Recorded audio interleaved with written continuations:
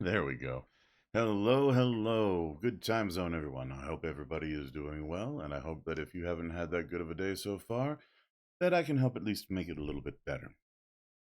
Welcome on in. This is another one of those nights where I will be putting together something live on Handcam. And this time it is going to be not Gundam, but from Macross. I don't know the hobby terminology well enough to know if this is still technically Gunpla, but it's made by Bandai Namco, so I'm gonna go with it because Macpla doesn't just sound as good. But yeah, so welcome on in. It is uh, been a week for a lot of folks, but I hope it has been at least good enough for everybody here. So I'm going to move us over to the live cam screen in a second here. But yeah, let's see. And there we have it. This box is considerably bigger than the last one I put together. And I have some additional new tools this time to help me out with it. Because the last one said, hey, you don't need tools, you just need your hands. Well, that's all well and good. This time, I'm bringing some tools. Because I am not interested in making it that messily. But we're going to see what we can't do with that end. This time, I actually do have tweezers. Very, very small tweezers in comparison to my hands. I might need smaller ones eventually. But for right now, those should do. I also have the Knight's Tea, which, same as my usual tea, is pretty solid. Hmm. I'll tell you though, this week's games, I'm definitely enjoying those because Baldur's Gate scratches an itch I've had for a while for a game like that, and it's nice to return back to the franchise, as it were. Even though the game itself is completely different from, well, not completely different, but very different from previous entries in the series. Different studio, different rules set, same setting for the most part. And Sable is just, it's gorgeous and a ton of fun. Can't wait to see more of that. But I do have plans for what I'm going to be doing after all that. Because I have a couple of games I've been meaning to play and haven't gotten around to for whatever reason. And I really should. And this is actually a little bit of a hint towards the next game I'm going to play when I'm not done with either Sable or Baldur's Gate. And chances are I'll be done with Sable before I'm done with Baldur's Gate by a fairly large stretch. But this is a little bit of a hint. Just a touch. So yeah, hope everyone's doing well. I know there's been some rough spots for some of y'all this week. Hopefully those will, well, the situations will have remedied in some way or improved.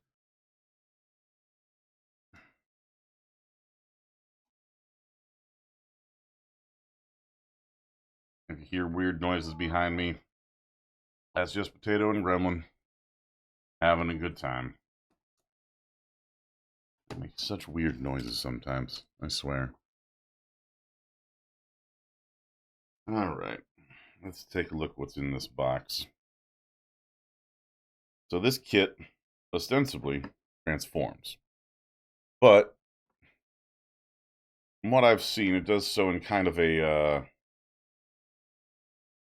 fashion where it's like you pull parts off and snap on other parts to make the transformation, as opposed to it being like a transformer that goes.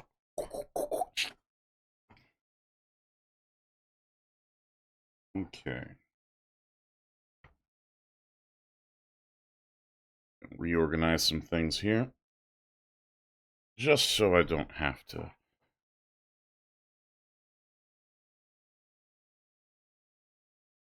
Too much out of the way. I can have this box right there. Have it like that. Probably be for the best.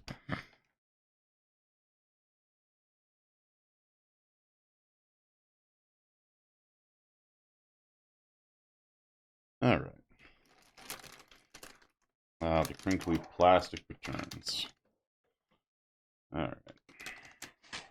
Now I know they like to put these in with letters on the different sprues. That's a lot of decals this time around. At least I can see. Actually, I don't know if I can. Are these perforated? I don't know. We're going to find out.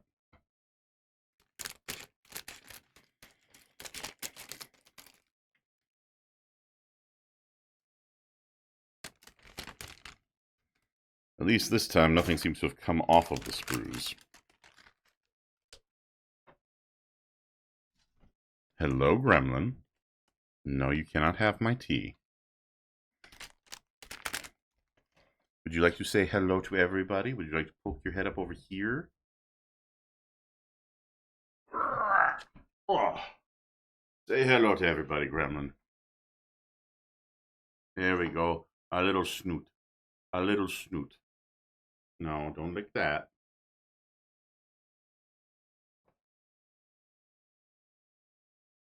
There we go. Oh, you are a wiggly little thing tonight, aren't you? Yes, you are. Oh, yes, you are. Okay. Down you go. There you go. Oh, if you want to sleep in the bed behind me, you can do that. But you can't be on this desk. You can't be playing with this stuff. No, no. I know, it's crinkling like a treat bag. That's why you're here. Like, this sounds like a treat bags. That's what this must be. Alright.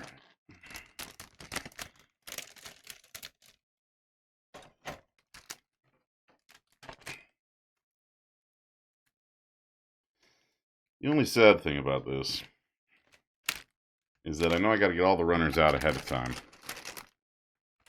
Whereas, with the Lego set, I knew I could do them, the bags, one after the other. So I could,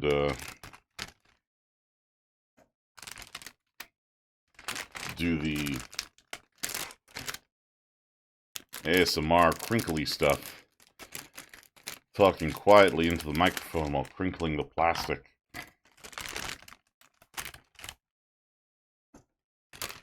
Okay. And now it's just all in one spot. And I could just crinkle it all here and go.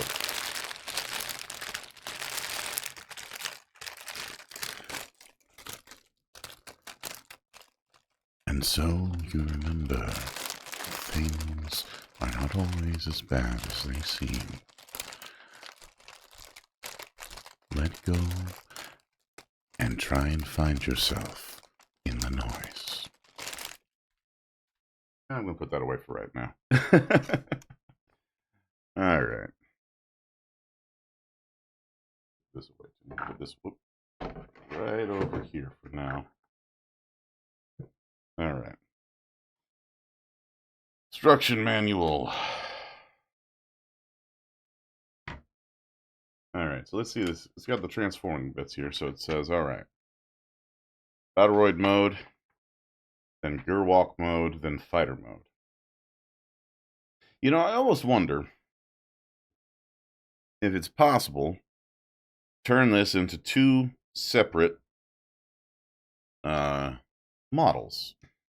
One that's just perpetually in fighter mode, and one that's perpetually in Battleroid mode.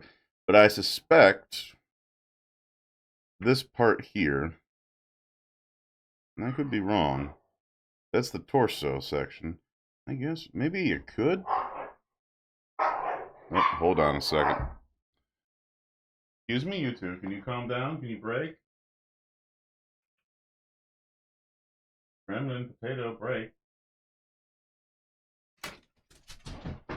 That was a very enthusiastic break, Gremlin. I need you to sit. You sit? Sit. Sit. Girl, there you go. Okay. Want to chase this one? Oh, wrong way. Behind the door. Okay, I'll throw you another one here. There you go. Good girl. Okay, yes, good girl. You're a very good girl. You missed one. It's okay. You are such a small thing. You have so much energy. Oh dear, oh dear. All right. So, this gets replaced and that gets replaced. I almost think, right? Like, okay, that actually does a transformation. So this transforms, but these sections get replaced. So you can't have both models because this is the central piece. Okay, I see how it is.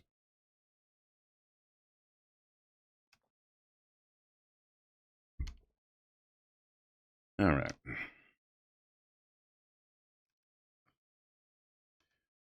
It says tweezers. All right. Finding parts. Cutting parts.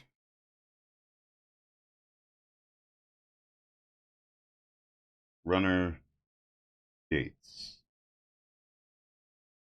Cut out parts with nippers, leaving some excess runner.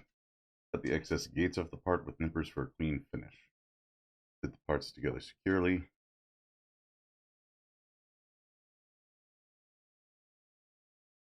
All right. We need a lot of parts for this first, a lot of runners for this first section here. All right. All right, we need.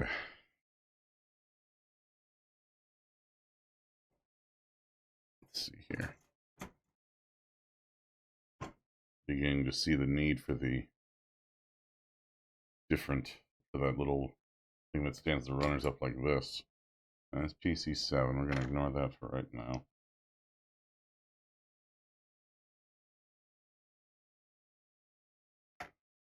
I'm probably going to need these to stay here for a second. Because I suspect those are going to get very difficult to put on after the fact. These will be right here. Alright, so I need Echo and these are both Echo. Okay, so these. Oh.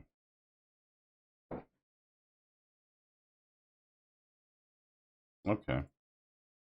These are both Echo. Usually it's like E1, E2, right? Like, I'm not losing my mind on that. D1. Right, like for example, this is D1. How on earth? You don't see that? How on earth did that happen? Alright. This is A, so fortuitous. A, D1, and C. Which one of you is C? Is it all the way at the bottom? Of course it's all the way at the bottom. Alright. Let's see here. Alright, so I need C6. This a little bit.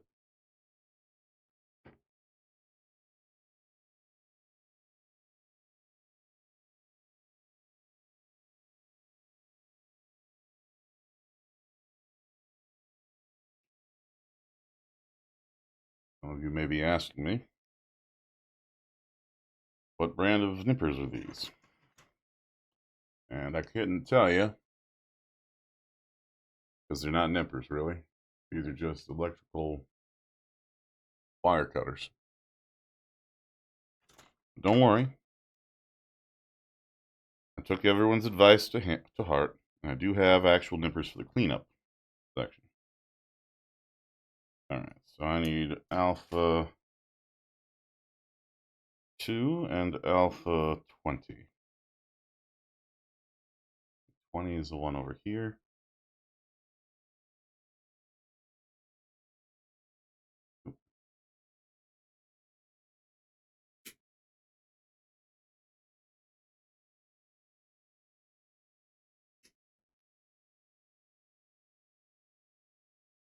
And then 2 is the one over here.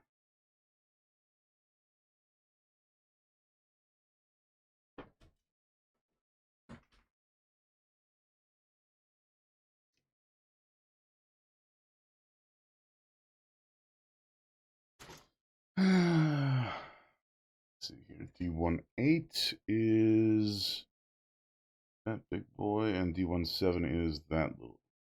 All right.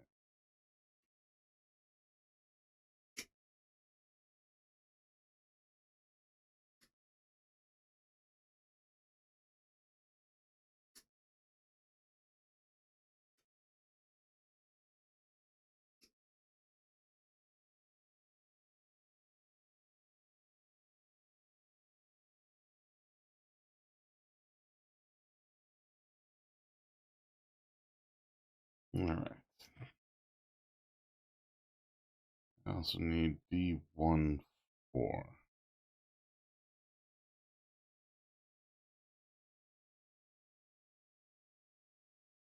Some people, myself included, I consider D14 to be slightly confusing when there is, in fact, a D14. It would be D114, obviously.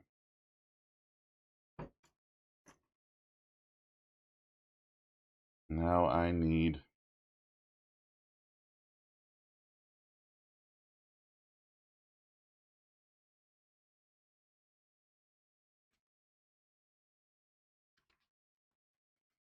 didn't this thing have 2 antennae? Am I making a mistake somewhere?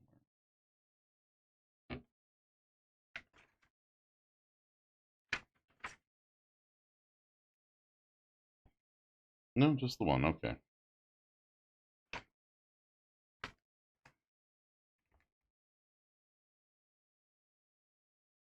So I need E2. But then if there's only the one antenna, well, maybe it's something in flight mode. All right.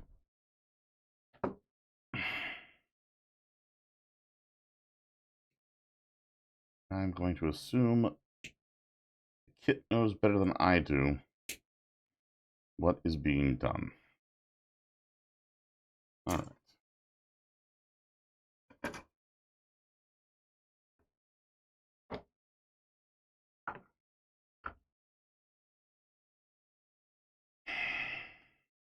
Like I said, I got these because I was told on very good authority that they would be necessary.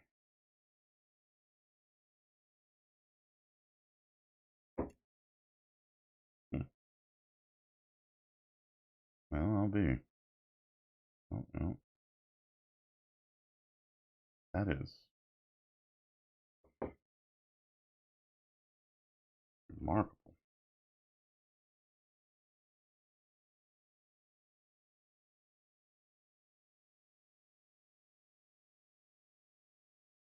There's still a little bit of flash up here, but it seems to be working out.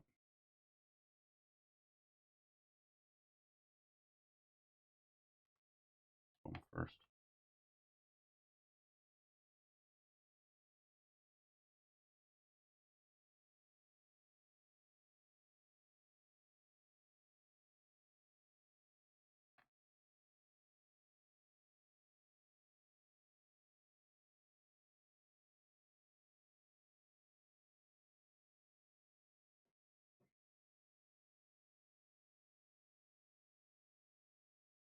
I'm actually genuinely impressed with these things, just how little effort is required in removing these bits of flash.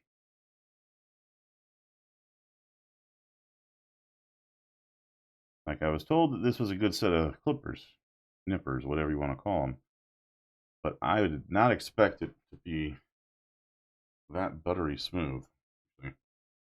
Best test. Gonna be this plastic. This kind of a harder plastic.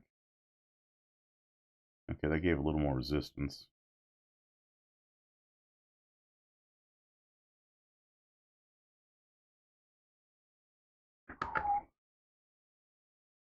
Stuff is remarkable.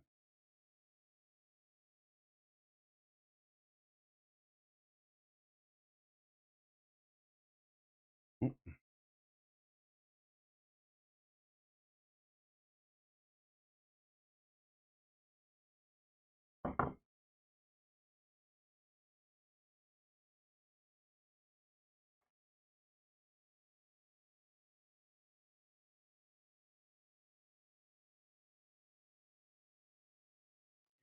Again. There.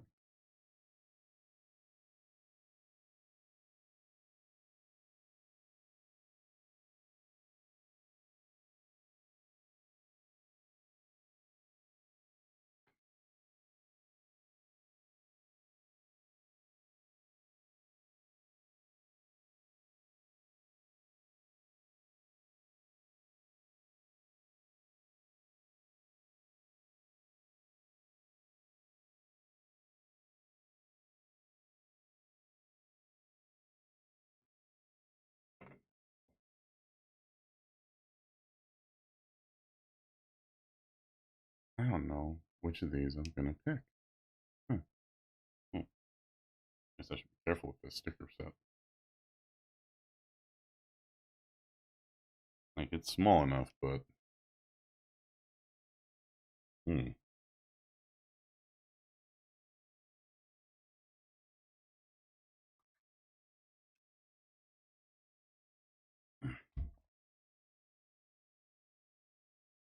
All right. That's been cleaned. That's been cleaned. That's been cleaned. This one cleaned.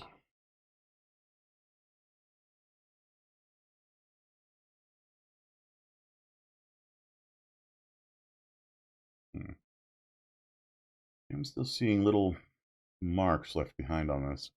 I'm wondering if I'm making some kind of mistake while I'm making these clips.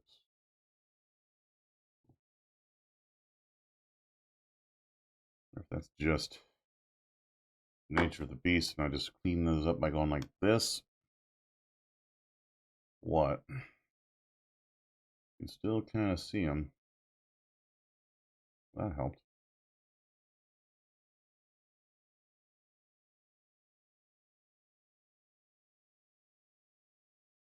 Okay. There we go.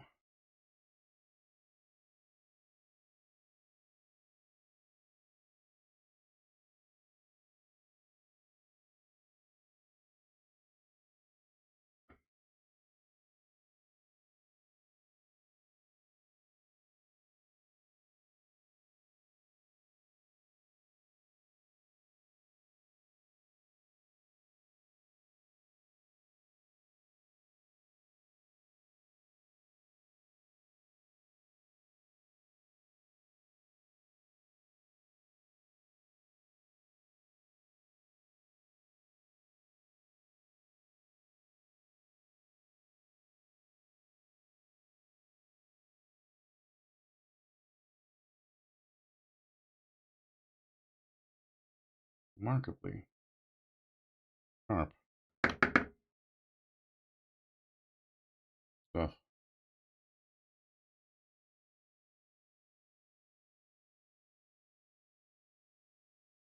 That one's like this.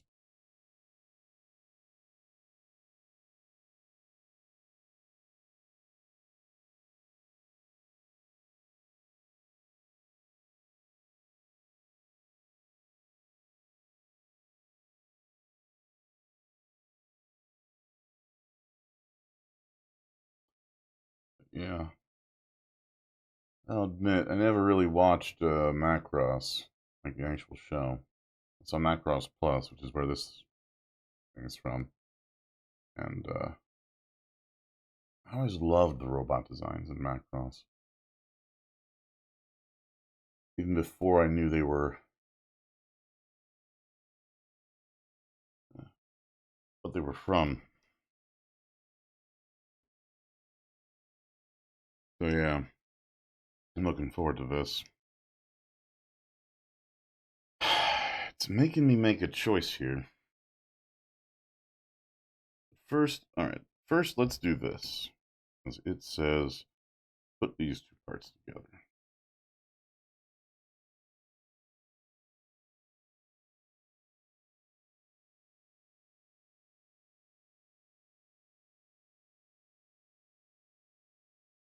Okay. Then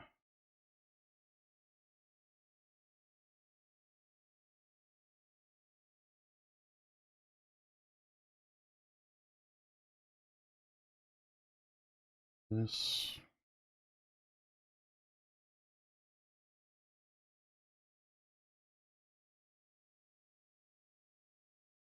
That.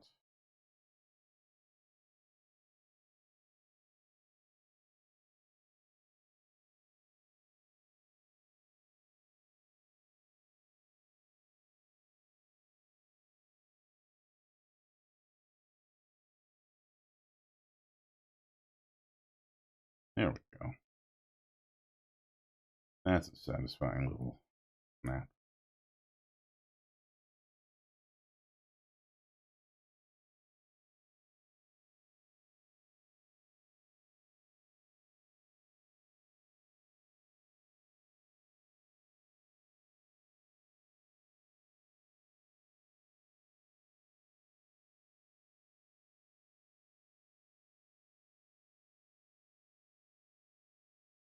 We love fins that can be used like cat ears to signify how troubled the robot is, or the pilot.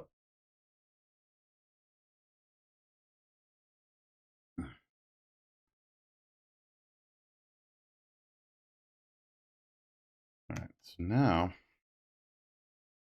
the trick here is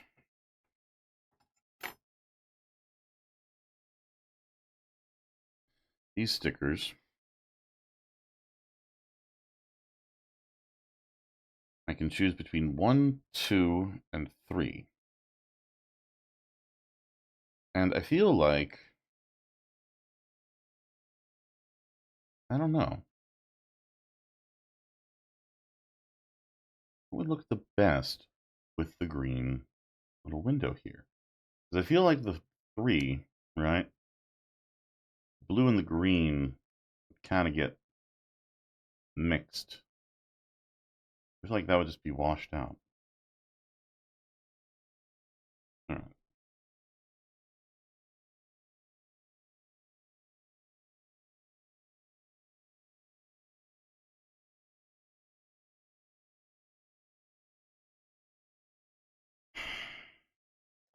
I can see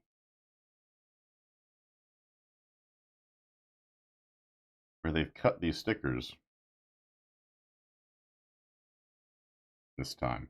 But I'm not going to try and pull them off like I did last time with an X-Acto blade. Well, okay, let me try that. Let me actually get the X-Acto blade out.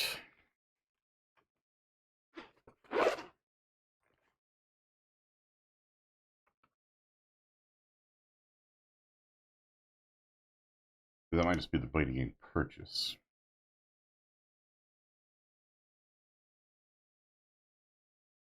For those of you at home, this is the blunt edge of the X-Acto blade, so I'm not cutting myself. I'm just trying to get a little bit of separation here on the sticker. Right. That's not working. Now I'm going to try the sharp edge.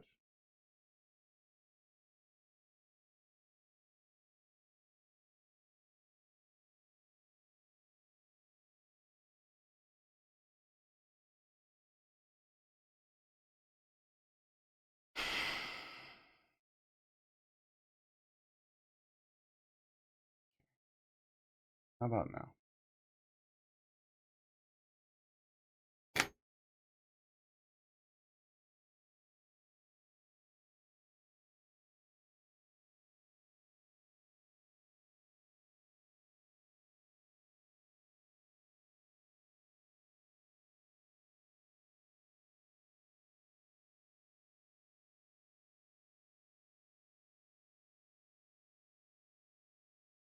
Oh.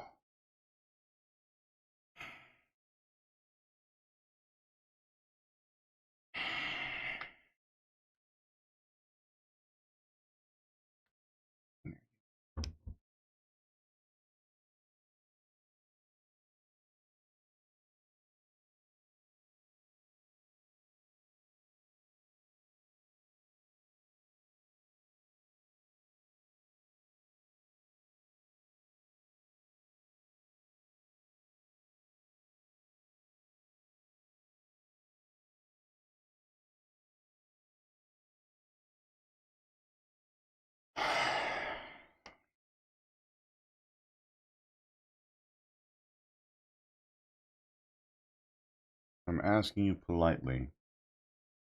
Behave. I understand. That may not be what you want to do. But I am trying to be nice here.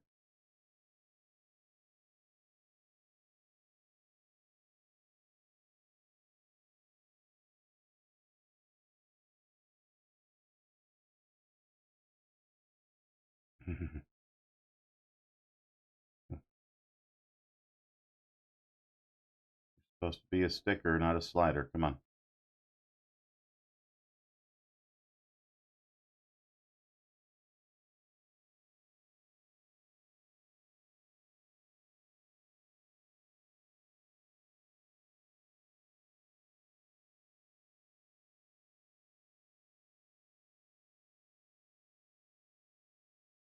Hold still, please.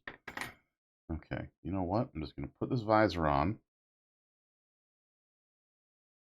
Maybe that will encourage you. Stop messing with me.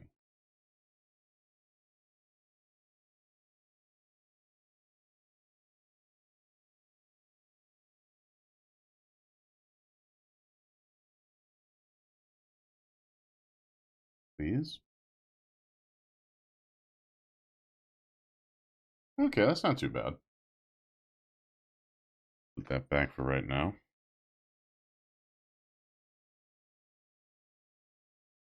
Looks a little weird, but I can make it. All right, let's put the X-Acto blade back. That is a very sharp blade that I'd rather not have out in the open where it can roll around and cause damage. All right. Ah. Oh. Oh. Let that be a reminder, everyone. Stretch. Take your breaks where you can. And get some fluids in you. All right. Part 2.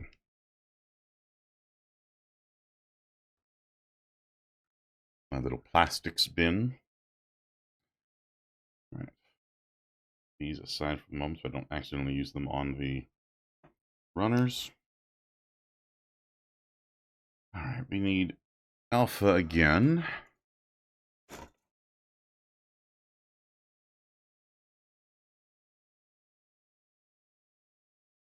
All right, this is alpha.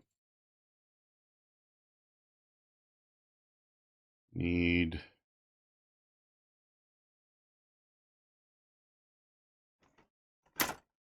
Charlie. And we need Bravo 1 and Delta 2. All right. Let's do the general cuts. All right, Delta 2 is 22 and 23. That is these puppies right here.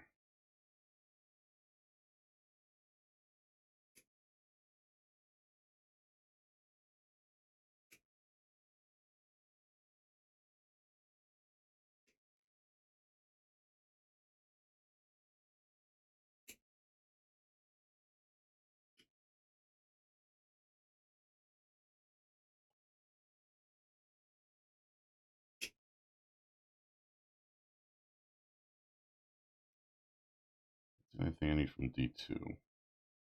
Yeah, alright. Next is Bravo 1. Let's do Charlie first, because that's all I need one part from. That's Charlie 3, which is one I had my finger on. Okay, cool.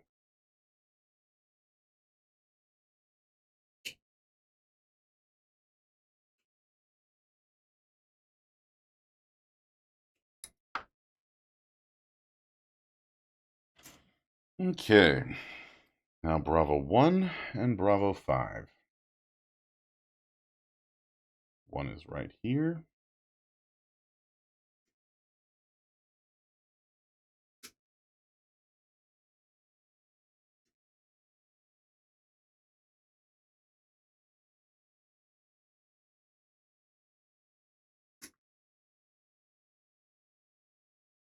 And Bravo 5 is... okay, that piece.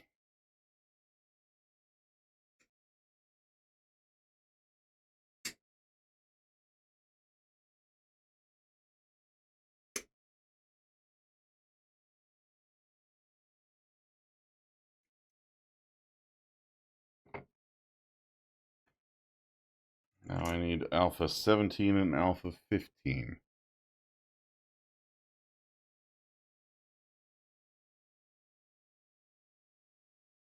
Oh, okay. Here's Alpha 15 right here.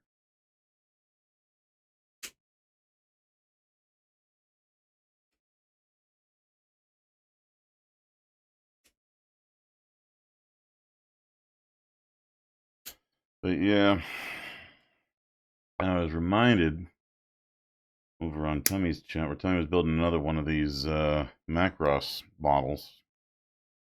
I don't remember which one, but it was another one of the quick changers like this one is. And Tommy brought up the glorious subject of Harmony Gold. Oh, Harmony Gold, my beloved. Oh, and everything that they did wrong with the Macross license they got. Well, technically, they didn't get the Macross license. They got the license to use a lot of stuff from Macross. Now, I can't speak to everything wrong that they did, but Harmony Gold was not an animation company, not a localization company. It wasn't a media company at all. It was a real estate company that decided to, I guess, branch out for some reason. I can only imagine that, like, one of the family members or whatever got really into Japanese animation, was like, it'd be really cool if I could go and do that thing and bring over cool anime over this a ways. Which I can't fault them for that, per se. I mean, or rather, I wouldn't have been able to fault them had they just, I don't know, been better. That's the thing that really bothers me. I know there's a lot of debate, or has been a lot of debate, over Robotech versus Macross and so on and so forth. I don't have a dog in that fight, but having seen what they've done to localizations of anime, just for like kids channels, like WB and all that, or kids being a big one, I hmm. But I know they jumbled up the storyline of Macross for Robotech, in a way not unlike what they did with Power Rangers back in the day, where Power Rangers was taken from another show entirely,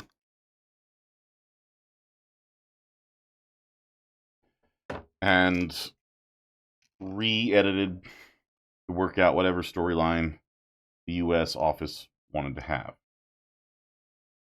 which is fine. So long as you can get like the original show in the US in some way, shape, or form, I don't see a particular issue with that. Now, can you get the original Sentai shows that Power Rangers are based off of in the US? Uh, Not without some effort, I believe, is the answer. But in theory, I heard rumors, and these are just rumors, so bear that in mind, that Harmony Gold did some stuff to limit the access of Macross coming over to the West. Which, if true, I think is kind of a shitty thing to do. Like, I get that they had a reason to want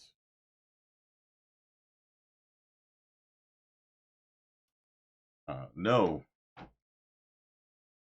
Macross in the West, so that they could have Robotech just be the thing. But I feel like if they were very confident in their story that they created and everything, that there would be space for both. But that's not the main point. The main point was, back in the day, Big West, the company that owned Macross and still does, made deals with a bunch of Western companies for the rights to use things from Macross. For Harmony Gold, it was basically just being able to edit the show and broadcast it in the United States. All well and good. However, other deals were made. One of them was with a small little company called FASA, which was a tabletop gaming company. It made games you might have heard of, like Shadowrun and Battletech, otherwise known in some circles as MechWarrior. And FASA made this deal for the Battletech line to use various Macross robots in their game. Now, this wasn't like officially licensed Robotech gaming stuff, far from it. It was just, here's a game. We want to have a whole bunch of robot designs. We love the designs from Macross. Please let us use some of the designs from Macross for our game. Fairly simple. Big West said, sure, sounds good. Harmony Gold didn't like that. Don't know why they didn't like it, but they didn't. So Harmony Gold went to FASA and said, we have the rights to Macross in the United States. You don't. Please stop. And being unable or unwilling to engage in a lengthy legal battle, FASA said, fine. They had to republish an entire book and take a whole bunch of models off of the shelves that they had already created for this game. And that was just the way it was for several years, decades, in fact. Then a couple of things happened. One, FASA effectively disbanded. It was eaten by Microsoft in a number of ways. I don't know the exact details of it, but the short version of it is that FASA and its properties were effectively no more. Now, the properties lived on through other things. At the time, Microsoft had the rights to make MechWarrior games. They did so for the Xbox and Xbox 360. All well and good. Where things get a little interesting is several years down the line, some new companies formed up and got the rights to do various games with Battletech and all the other FASA stuff.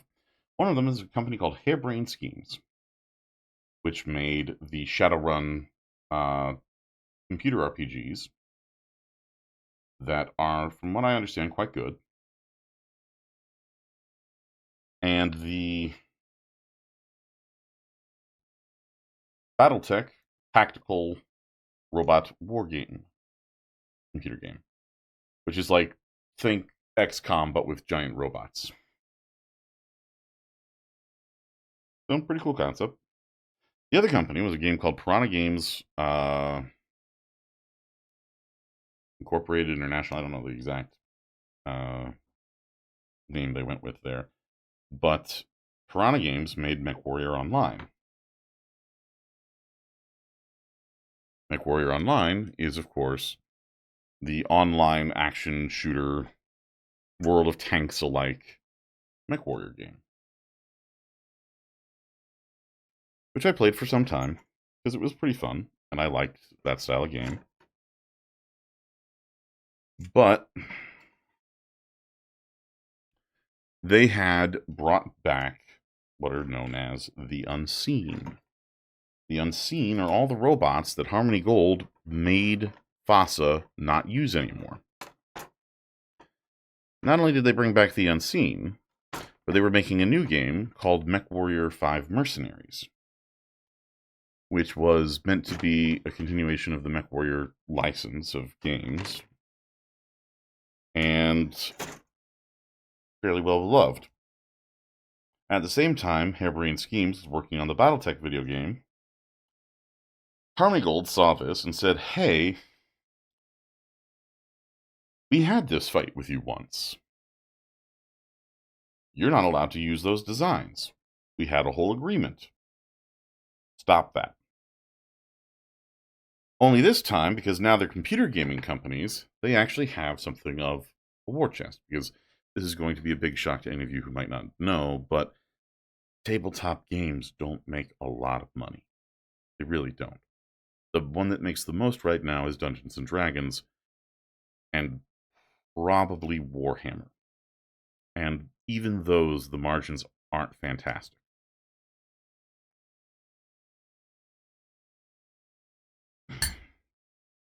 So,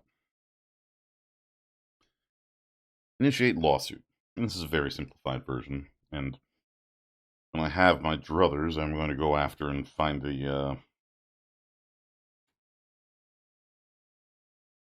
actual lawsuit papers that were the filings. That's a word. All right, let's see here. E1. Oh, that's a bitty piece. All right. Because the filings had images. And this is all a copyright case. We have the copyright to these designs. You don't. Please stop. And so, copyright cases are weird. Because when you have a copyright case, you say, I have the copyright to this. You have created something similar enough to this that I am now in my rights to go after you. So, wherein do you draw the line for copyright? And the answer is, and I want to preface this by saying I'm not a lawyer, but as I understand it, the standard for the evidence is you need to have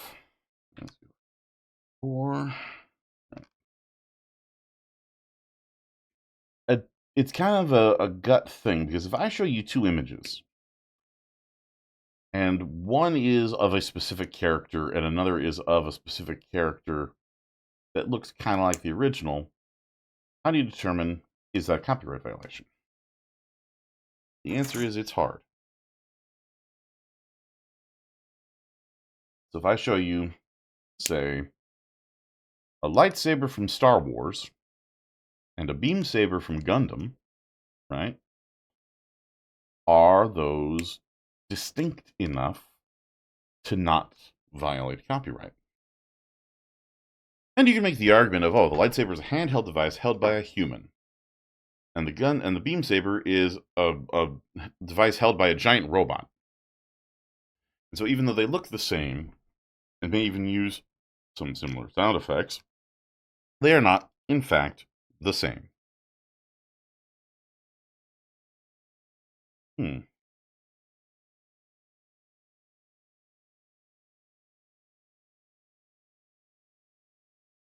B112?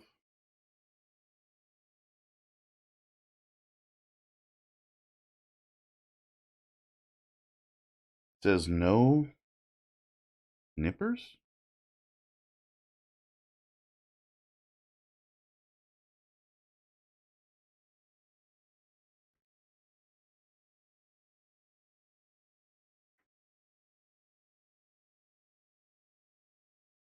I'm confused.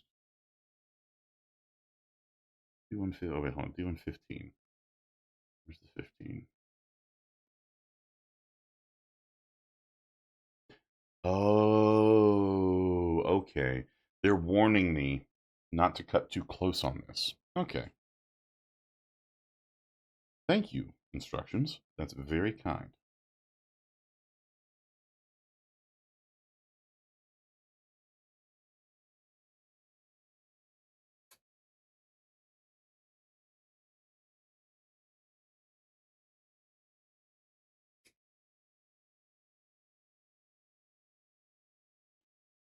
So, if I hold up to you two different robots from two different anime or something, and I asked you, are these the same robot? You might say no. You might say yes. Because is it legally distinct? It's hard to say. Because there isn't a specific standard. If I showed you a picture of like one anime character to another anime character, and one looked like another, say, I don't know, every other isekai protagonist looking nearly identical, aside from like some bits of their costume. If I sold a drawing of an isekai protagonist in like a bathing suit or whatever, I could argue that's an original character because I could design the bathing suit to be something separate from what their actual costume is. And who could tell who it is?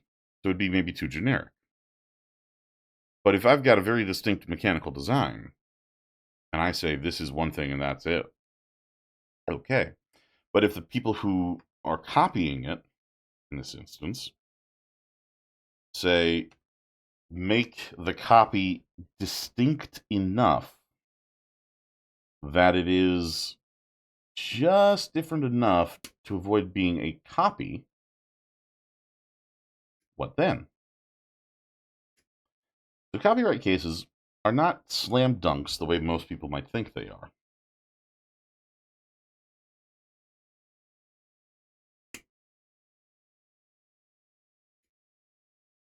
They're long, drawn out affairs, and if you engage with a jury on them, you don't know what you're going to get. You really don't.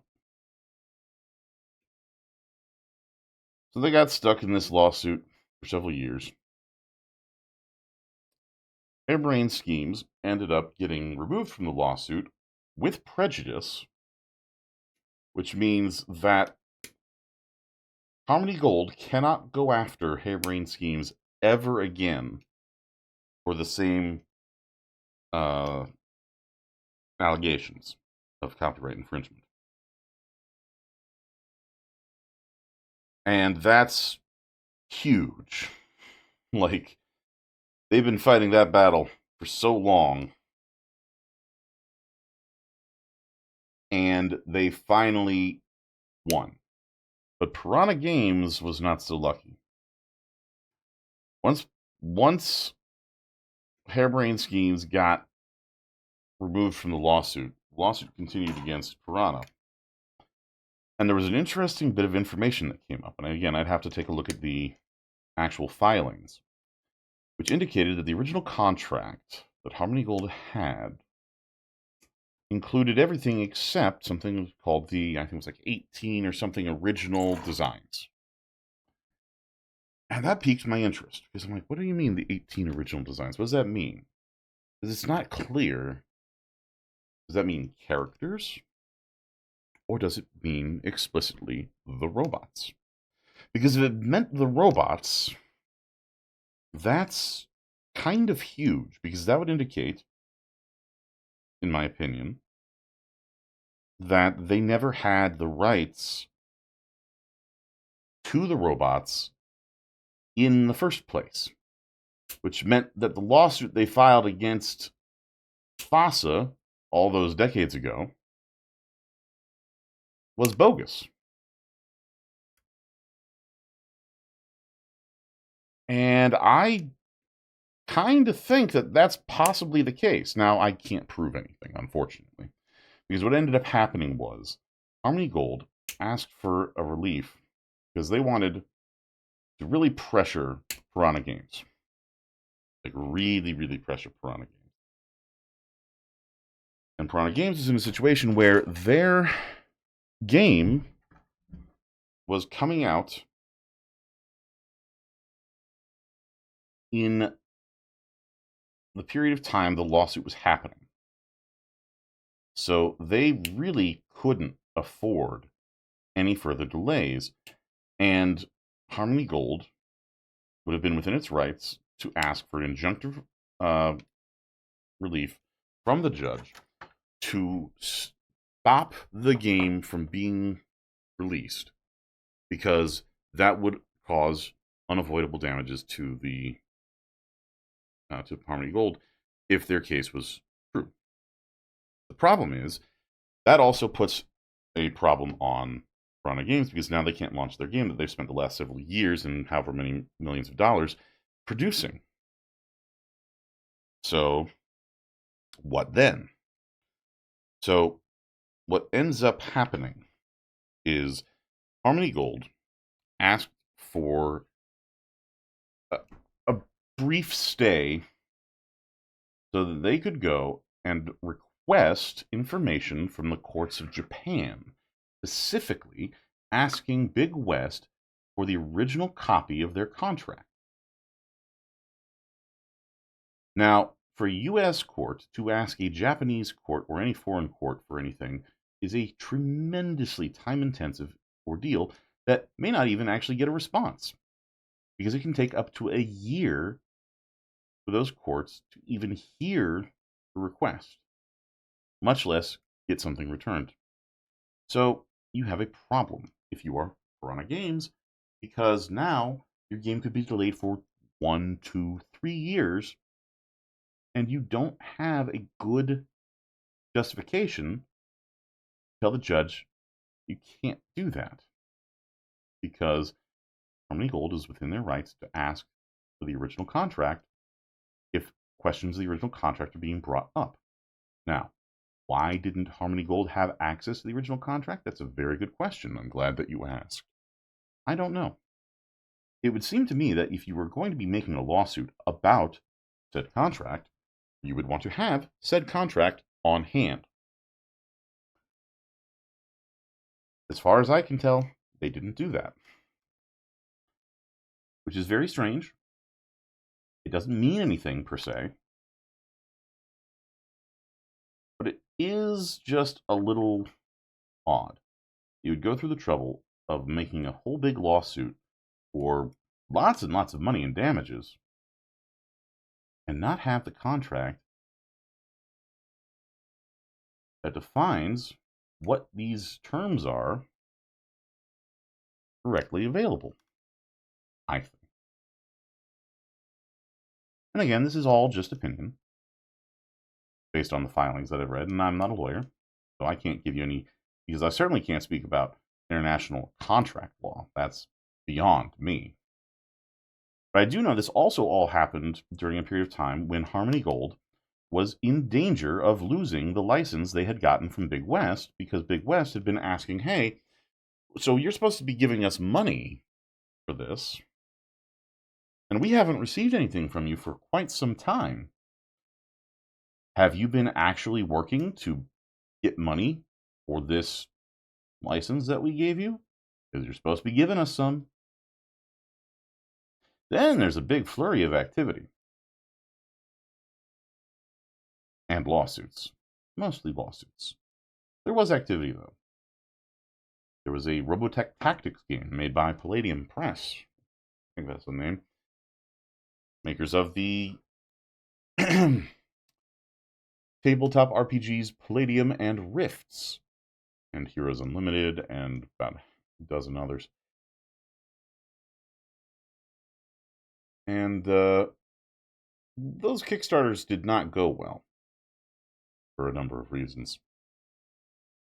But that has nothing to do with Harmony Gold. Harmony Gold just licensed them.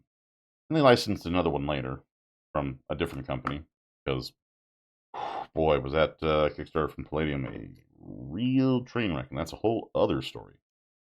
But it is interesting that that big just surge of activity in lawsuits happened just after they were sued by Big West to because they felt they were withholding profits from them. And in a year or two down the road, there is a danger Harmony Gold might not have that contract with Big West renewed. Unfortunately, in my opinion, they did get the contract renewed. And Big West and Harmony Gold are still the bestest of friends. Ultimately, Piranha Games settled out of court. We don't know what the settlement is, which is common for these kinds of situations.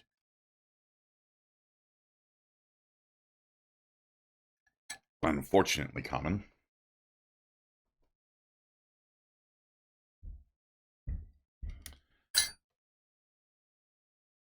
And MechWarrior 5 Mercenaries came out pretty much on schedule.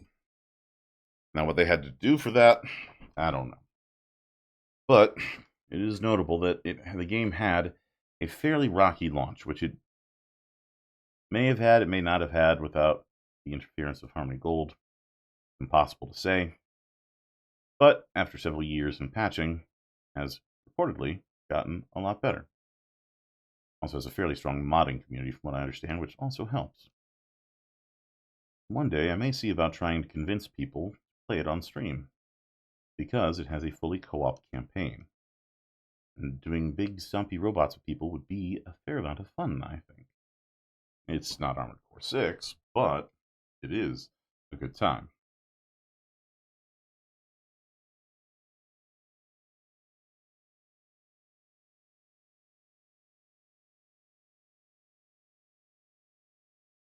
I do a thing I shouldn't have done. I did a thing I shouldn't have done. It's salvageable.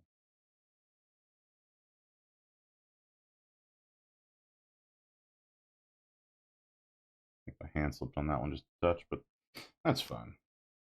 Sand these down a little bit. So yeah, that's the long and the short version of my understanding of the lawsuit between Harmony Gold, Airbrain Schemes, and Piranha Games. And it really is a shame, because it was all about just some robots that, depending on who you believe and what facts of the case there happen to be, Harmony Gold might not have ever even had the rights to. It certainly put a chilling action on a lot of possible development of games in that universe that brought back what are called the unseen robots. And for the record, the unseen robots, there was a couple of transforming ones, like the Valkyrie and whatnot. And then there was the Battle Pod was the big one that was loved by everybody. There's also Rifleman, I think it was. Yeah, but the Battle Pod was something called the Marauder, and it was like one of the worst part was that some of the mechs that got removed were some of the actual best mechanical mechs in the game by default. And so losing those, like taking away your favorite units in a game because they happen to be, similar in style to something else. And the way they tried to get around it was they basically redesigned the robots.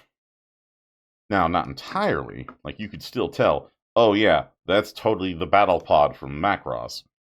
But the designs were different enough that your average person might go, no, that's different.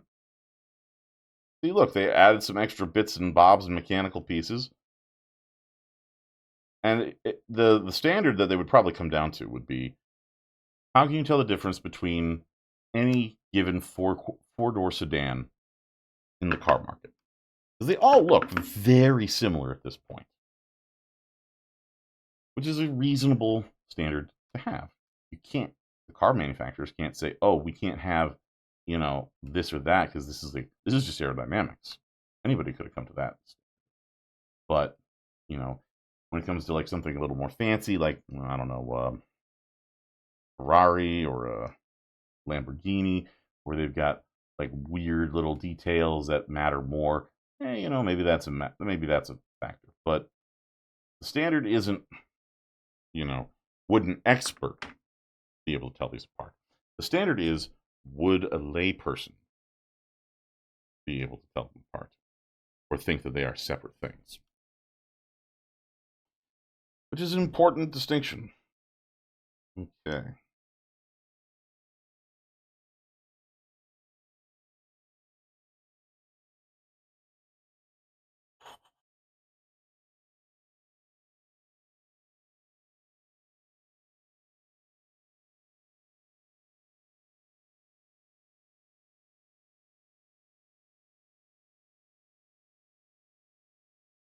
So yeah,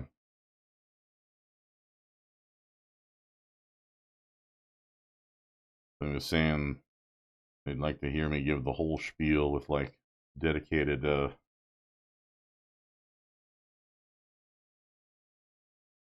port from a PowerPoint and everything. I might do that one day, but I feel like if I really got into it, if I didn't say, in my opinion, enough,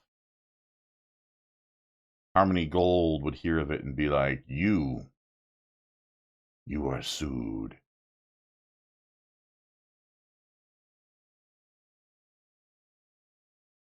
And I don't want to have to deal with them trying to sue me. Not like they would get a lot out of me, to be honest. That didn't stop them from going after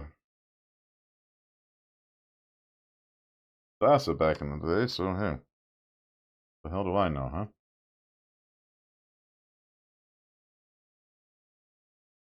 Ooh. Ooh. I like flaps. It's the little things in life, folks.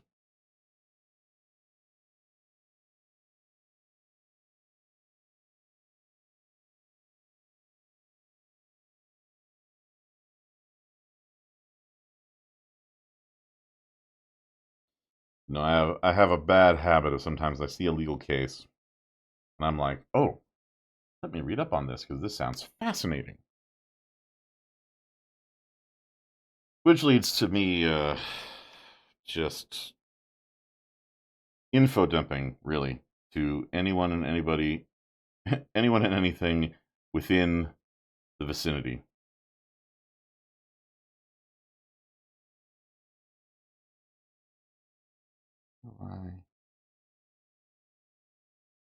I do have that right.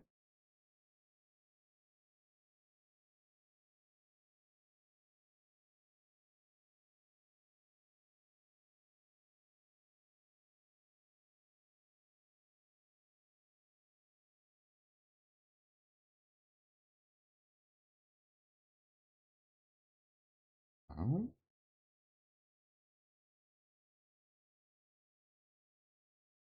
did I miss a piece? A16. I did miss a piece. Let's get you back right in there.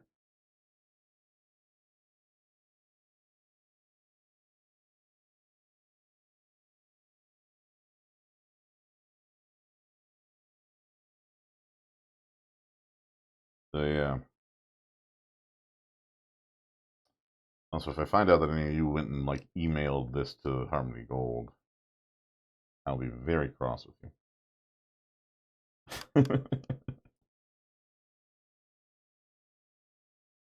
Don't get Peepaw in trouble. I said allegedly. I said in my opinion.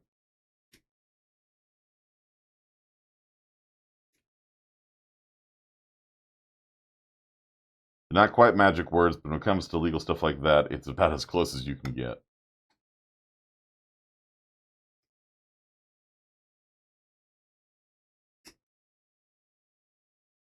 crying out loud. Really? Alright, I'm hearing that I need to get some new nippers for this part, but whatever. Alright. I don't know. Tell me about Gold Harmony. Okay. I mean, is this like the mirror universe version of Harmony Gold, where they're like the good guys and they actually like are chill? Like, sell me on this. Did they just bring Macross over without any edits and saw Facet and were like, oh man, what if we did a collab with them? A rising tide that raises all ships. Instead of being combative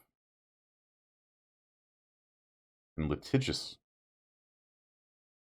Litigious is such a fun word.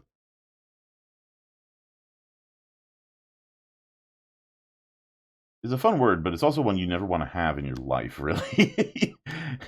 If you can avoid lawsuits, folks, let me tell you, avoid them. I'm not speaking from personal experience, other than just like looking at secondhand information, third-hand information of like what lawsuits do to people. It is messy. What is a fun word, Kai?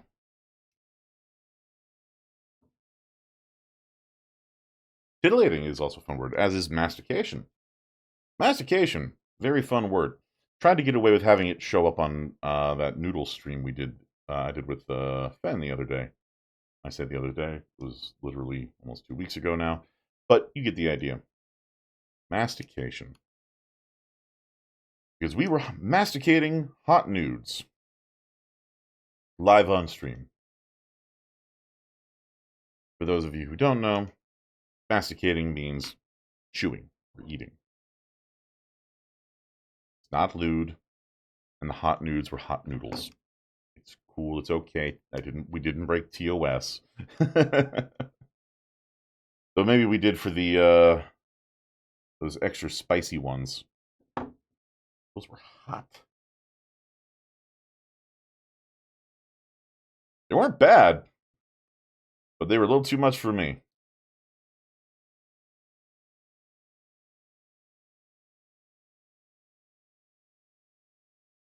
There we go. That's what I'm talking about.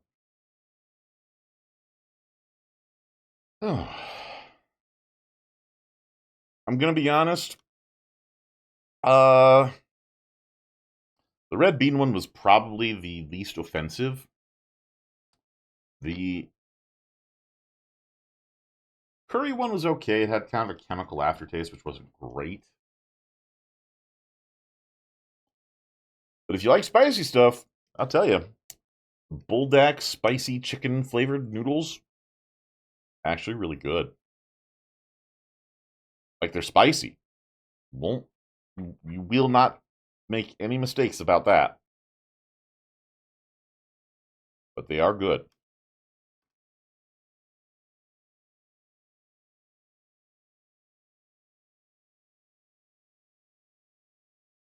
Yeah, I don't know if any of them were really mystery contenders. They were all just kind of like noodles that Fen had never actually eaten before, and had kind of like just been like, let's see what they're like. Let's see what we got.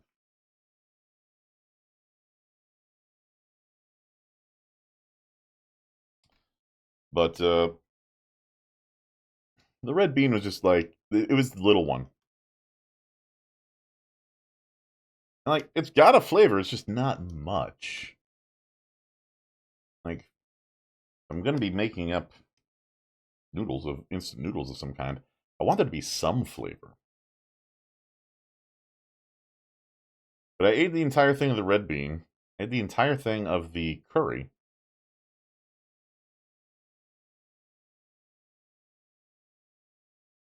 But I only got about maybe 4 bites into the spicy noodles, the spicy chicken flavored noodles. They were really, really spicy. Oh yeah, okay. That was yeah. That's true. They did say that they had the spicy the curry one before, the vegan curry.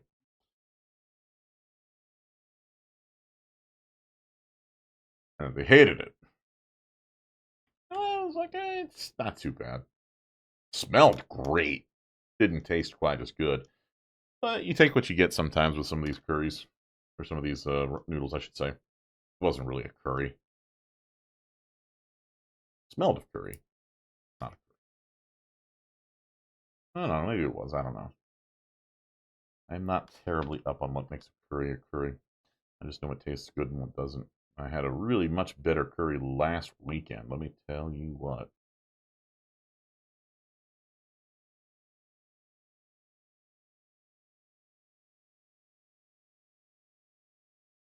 A little too much on that one.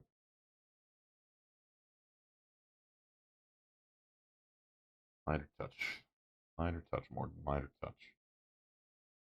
All right.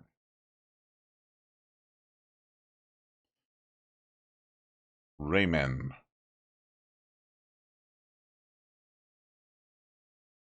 Did I say ramen weird? Sometimes I don't notice when I say things weird.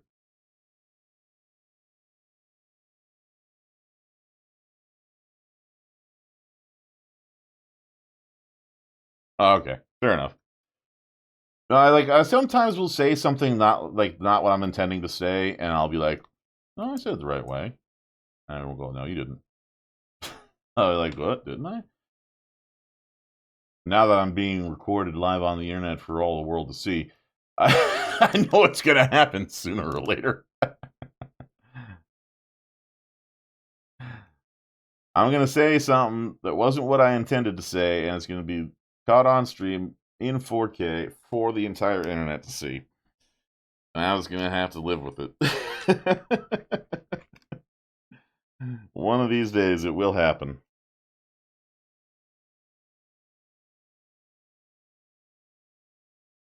Ah.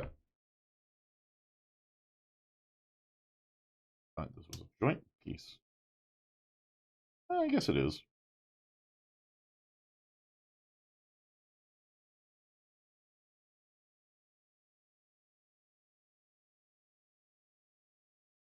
Oh yeah, language is weird and stupid, and mouths are uncooperative. And sometimes you learn the word by reading it and not by listening to other people say it. I try not to make fun of people for it, unless it's like intentionally silly or something. Eh.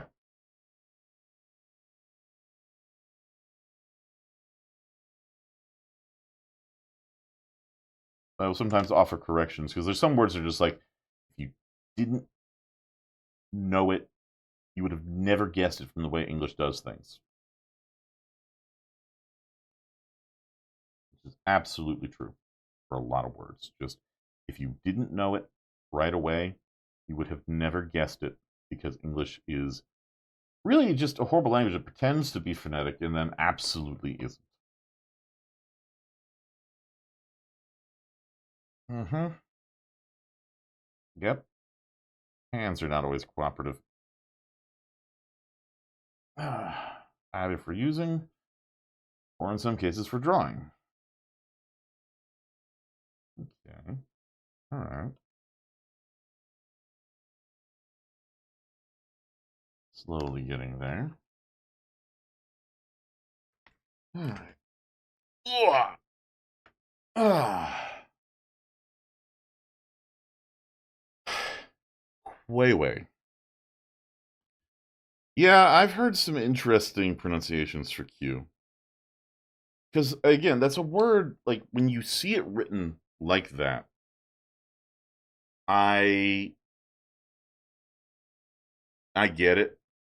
It's like segue too. Segue. I've heard people say segue, and I'm just like, I hate to say it's like the scooter, but it's like the scooter. Because unfortunately, it is. All right, let's see here. I need Delta 1. Alpha again. Oh.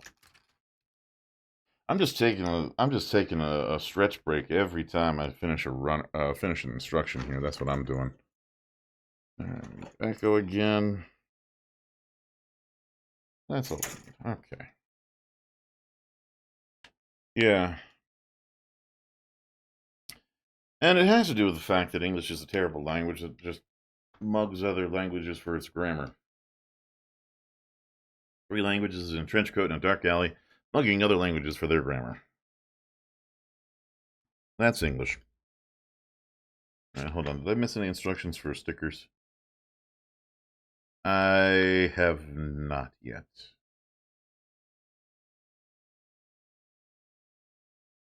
Sweet. That's about to change. All right. E5 and E6, these two.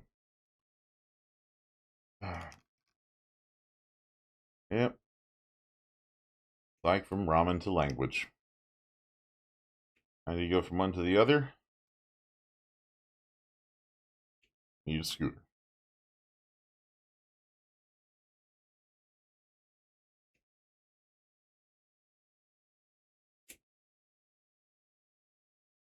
Yeah, how you doing, Kai? Excellent. I'm glad your murder dog is home.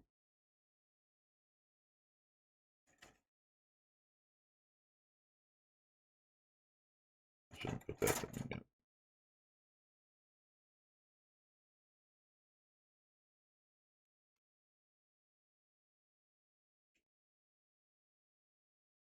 Hopefully they will recover well and are doing nicely, and you can give them extra love and cuddles.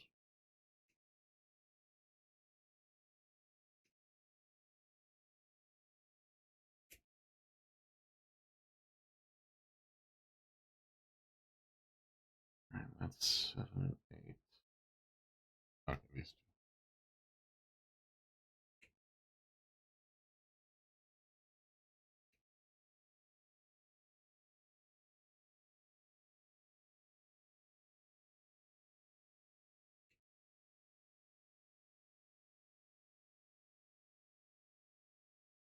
That's good.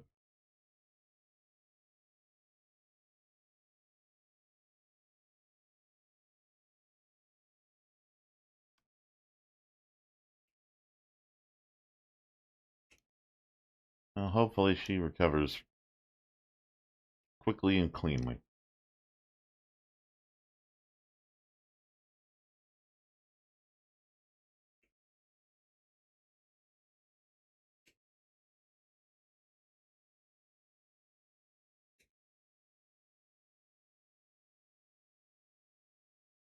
It's never fun when one's pets are sick.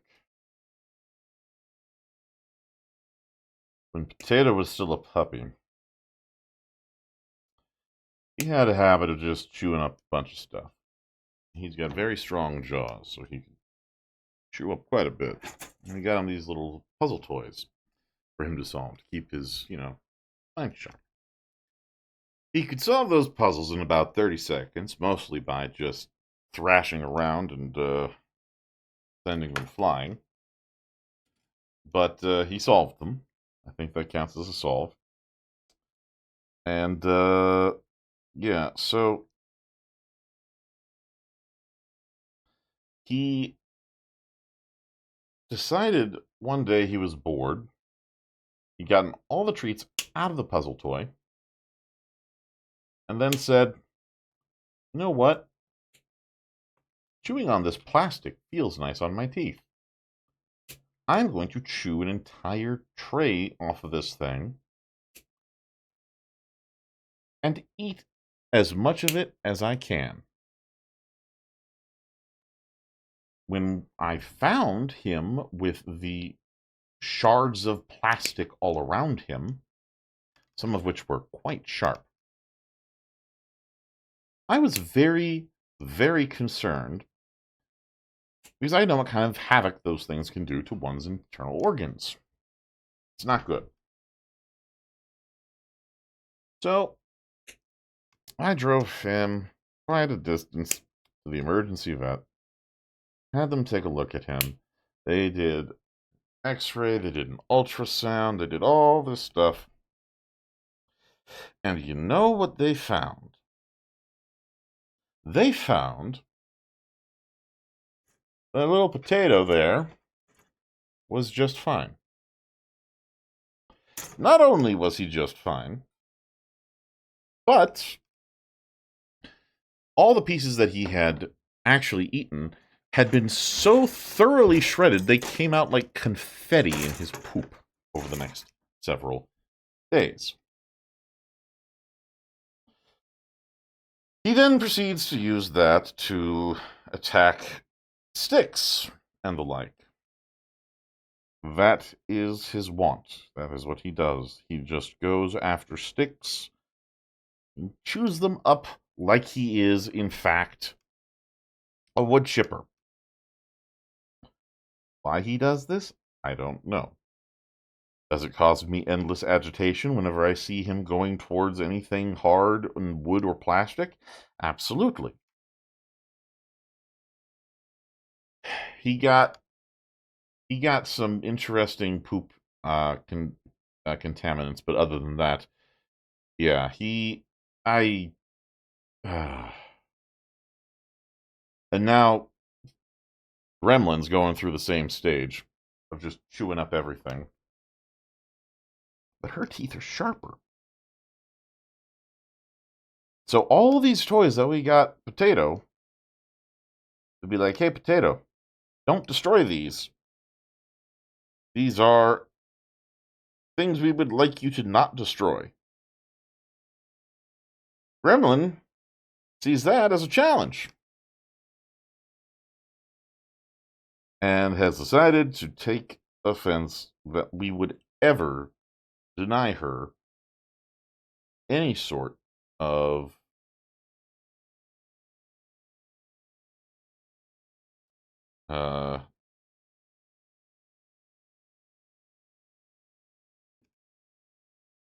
thing to destroy and eat.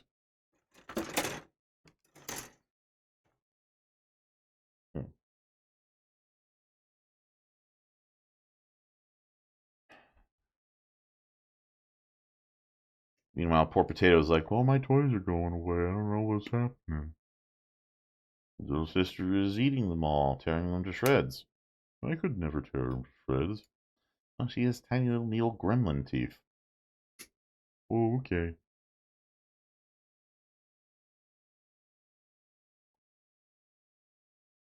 Yeah, no, fair enough. One of the things Gremlin has destroyed: multiple tennis balls.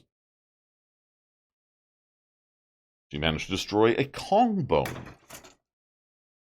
which I was not even certain was possible. But here we are.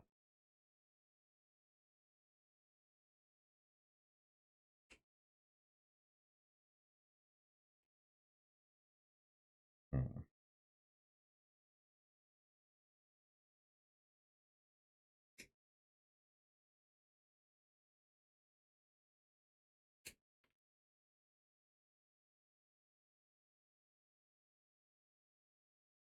Hmm.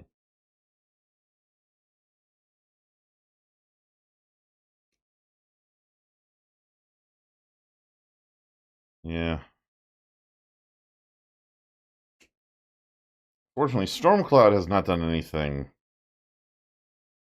too concerning, but she's always a bit more sedate.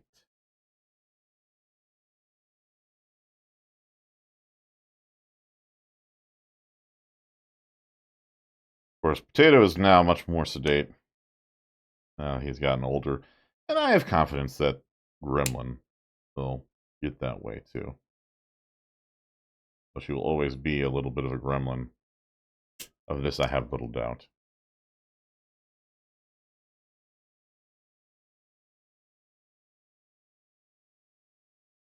Push dinner back. Interesting.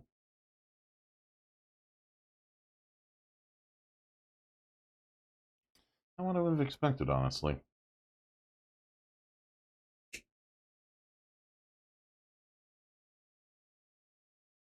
The one thing I'm happy about, though, is that Potato and Gremlin are not um, aggressive about food. They look at food and go, "Your food looks good. My food looks good. Let's both have each other's food." Which is fine. I don't have any particular issue with that. Other than, wanting them to get the right food for their, size and rough age.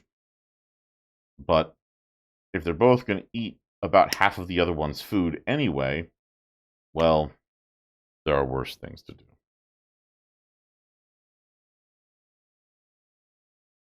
Yeah, I'm trying to avoid Nilobones wherever possible. You got, like,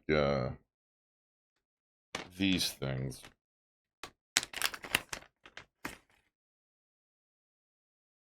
Which are chewable and digestible. And they work fine. Those ones don't particularly last terribly long with either of them, but they're there. Okay. Oh. Put too many parts out. But that's okay.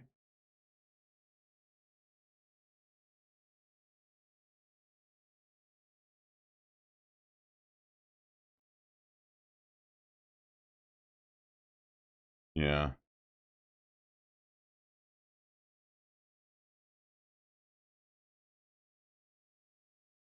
But yeah, the need for broke off in my fingertips. The need for chewing intensifies for Gremlin. She is living up to her namesake very well.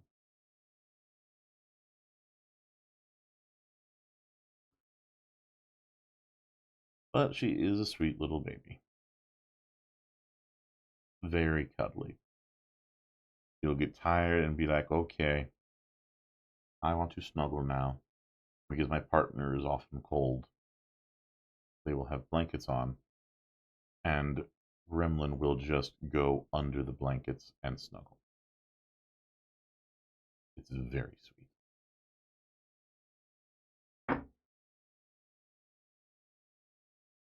Bark, huh? I'll have to look into that. The company I had been using up to this point was GoDog, and they'd been pretty solid, but they were good for potato. Gremlin has the tiny little gremlin teeth, and understandably is a little bit harder to work with.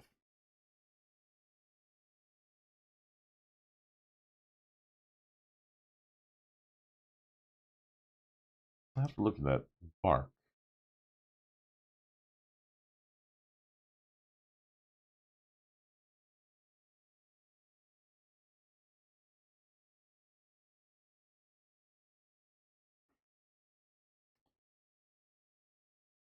So I hear bark, and the first thing that comes to my mind is a root beer brand. Barks. It's funny. I saw a post recently. It was like, you know, Barks and what was it? A&W root beers. You just never see ads for it anymore. They just like exist, and people know which brand they like if they like a particular brand, and that's it. Yeah, fair enough. Yeah, I'll have to take a look at them. I like to obsessively research things before getting too high into them. Surprisingly, surprising no one really, to be honest. I'm neurodivergent and I have access to the internet, of course I'm going to do that. But yeah, I'll definitely hit you up on that as an option.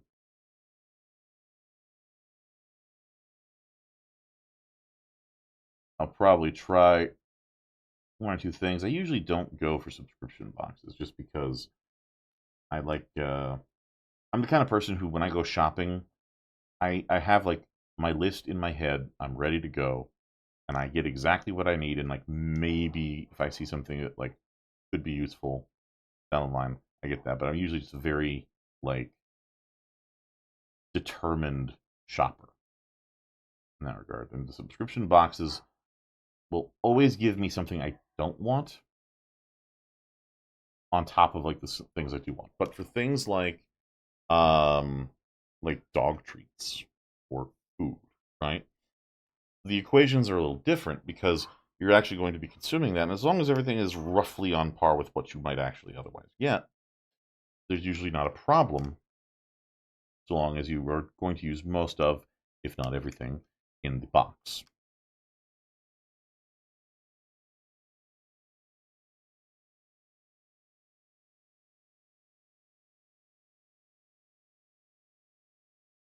That's fair. Yeah, it's cheaper for the subscription. Yeah, if you're going to be getting a lot of toys, that's totally fair.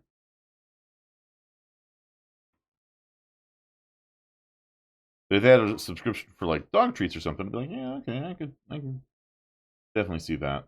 Usually for discrete things like dog toys, like I know they'll often get through them and just destroy them over time, but I usually think of them as discrete purchases as opposed to like limited run things.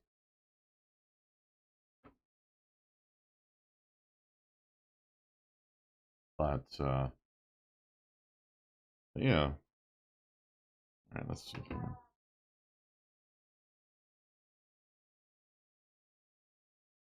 I don't know if you can hear them behind me now. In the next room. I finally got my microphone settings, I think, roughly where they should be, because it was way too sensitive before.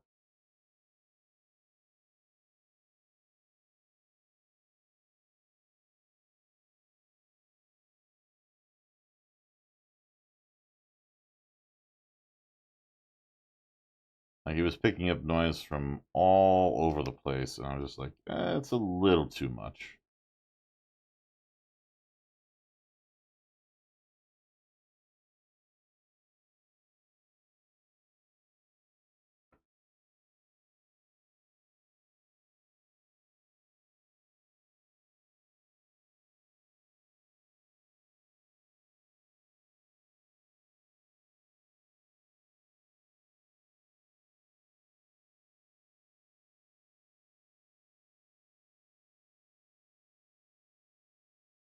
Meanwhile, the only thing saving me from being completely blown out on stream was the fact that my settings in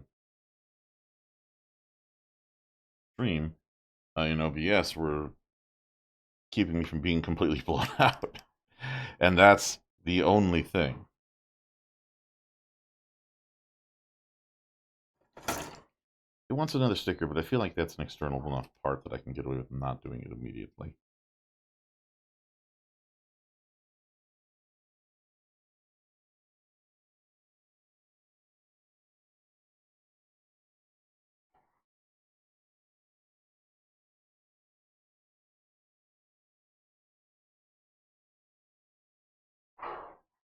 You can hear the, I don't know if you can, but the fun noises of the two of them just playing with each other gets, and it's just like, I love that I was able to get a recording of Gremlin just making the most gremlin noises for my raid message. That was when she was a puppy. She's still kind of a puppy, but she's not as much a puppy. Okay, two of you. Can we break? Can we break? Hmm? Break now. Come on. Gremlin. Break. Gremlin. Break. You know what break means?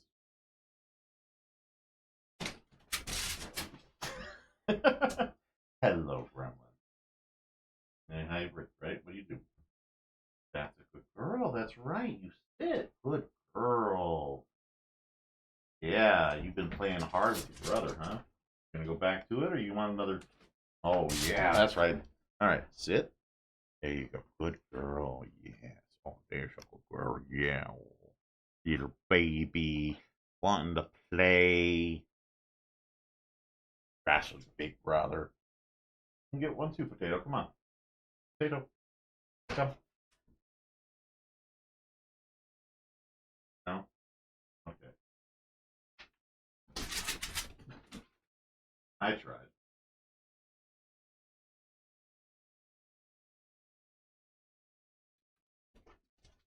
You are just so excited. I'm gonna give your brother something.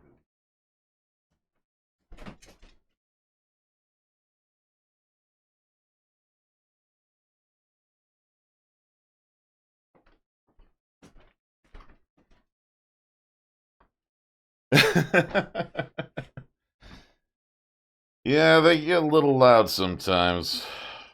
They're sweet little babies, but my goodness.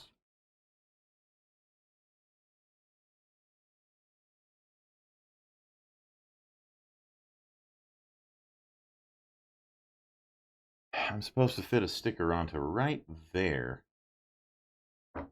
This tiny little point. I'm going to wait for later on that one. Because I don't want to put it on right now. And y'all can't make me.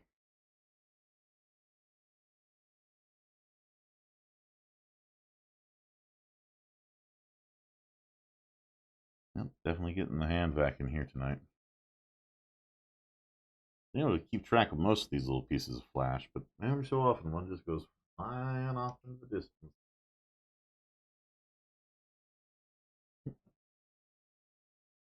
There we go.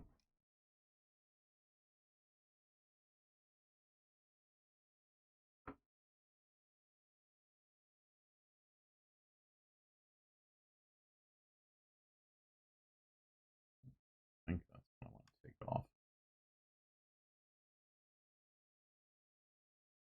It's so hard to tell sometimes if it's a flash or if it is part of the design.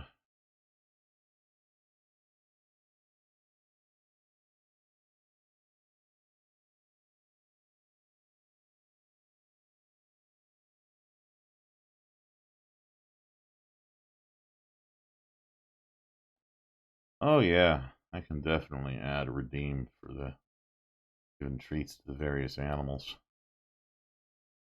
Gremlin, you might have been able to hear it, came a hauling ass all in when she realized that treats were available. Potato sat outside and was like, I don't know. I don't know. I don't like going in there if I don't have to. There's cardboard boxes, and he doesn't like cardboard boxes.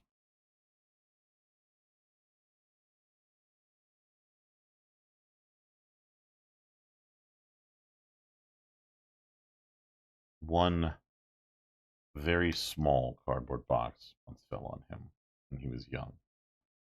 It was empty. It was only a couple of inches wide.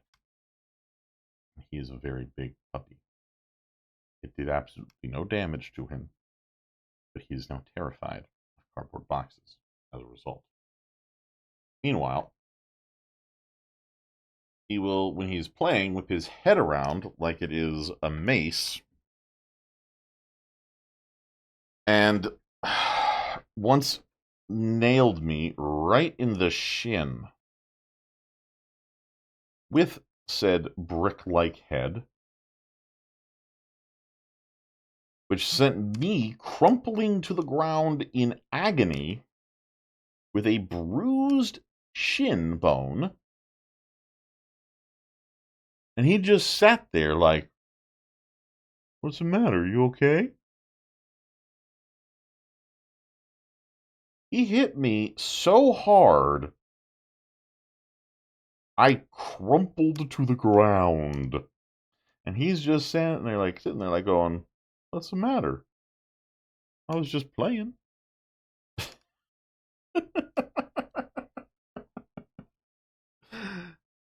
But one little empty empty cardboard box made of more air than anything else, taps him on the head unexpectedly. And the world is coming to an end.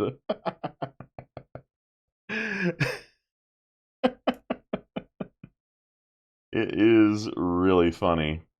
Just meanwhile, Gremlin has absolutely just no fear whatsoever and will run through the gates of hell. Oh, dang it. Put off a little bit of that finger.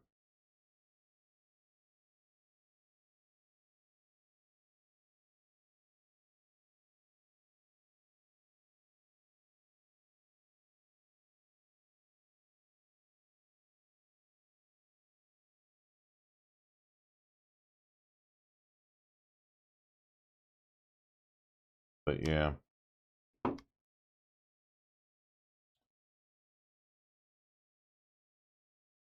Might not even use this hand. We'll see.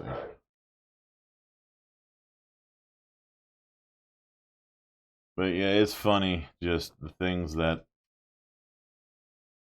because every animal has their own personality. His is very cautious. Hers is very, let's go get them. But when it comes to thinking they're going to defend the house, oh boy, both of them start getting loud.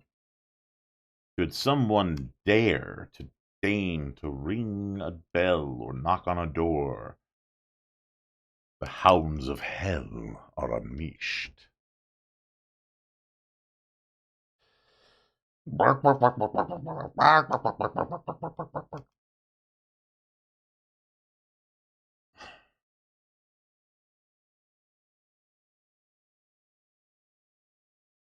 Truck too loud as it drives by.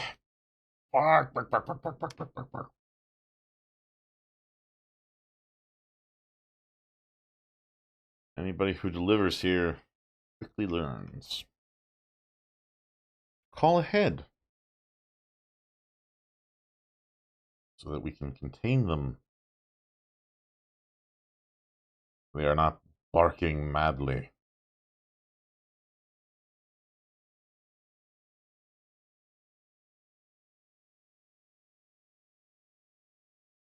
Because they do not wish to deal with the mad creatures we have. But yeah.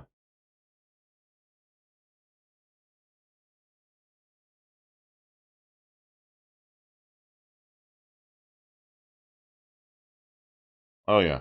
Neighbor closes a car door. Neighbor is visible. Anybody in the street is visible.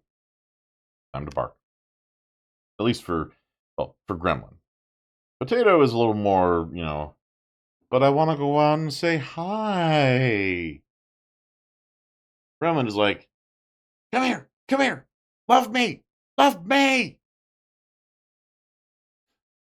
me out. I need to tell them that they need to love me.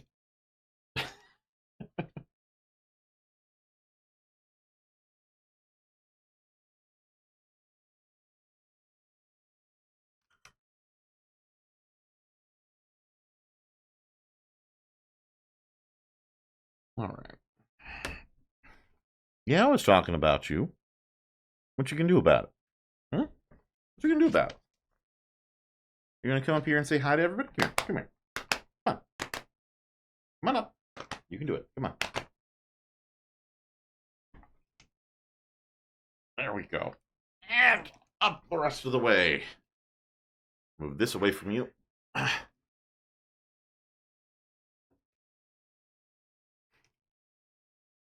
That away from you. Look at this.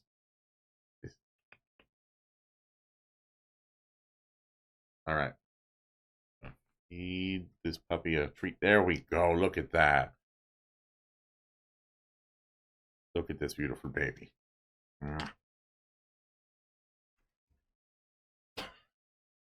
She is flipped over so that I can rub her belly in my lap.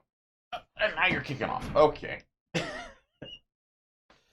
I am now covered in white dog hair. Alright. Okay. Alright, that's one arm. Here is the next. I already have these pieces already worked out. So I need delta 1, 6.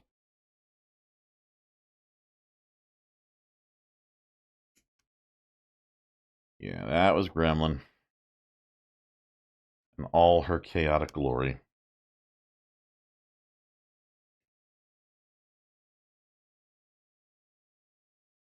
Would that I could set up a camera on, like, the cat bed and the dog bed I have in the room. But unfortunately, that is not likely to be an option anytime soon. In no small part because if I did, Gremlin would try to destroy it or play with it, which would end up in destroying it. So,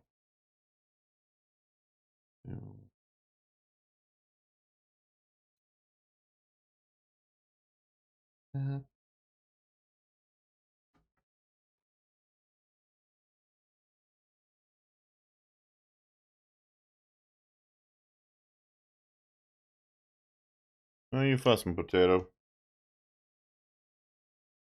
Gremlin do something? That's another thing. Potato will tattle on Gremlin if Gremlin does something they're not supposed to do.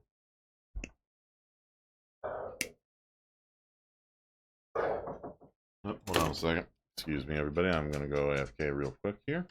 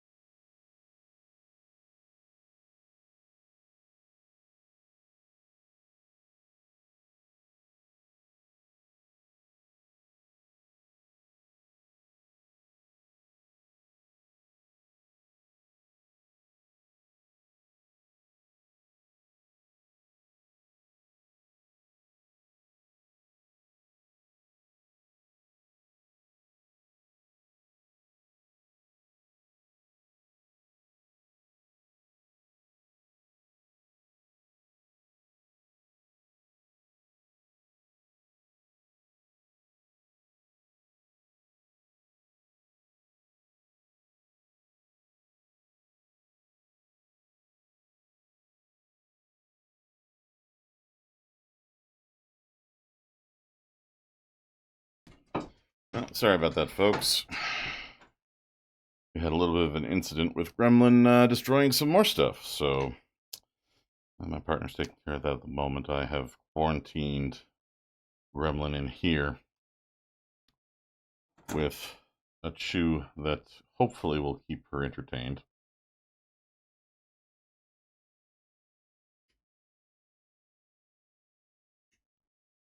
You know, you didn't have to prove my point, Gremlin.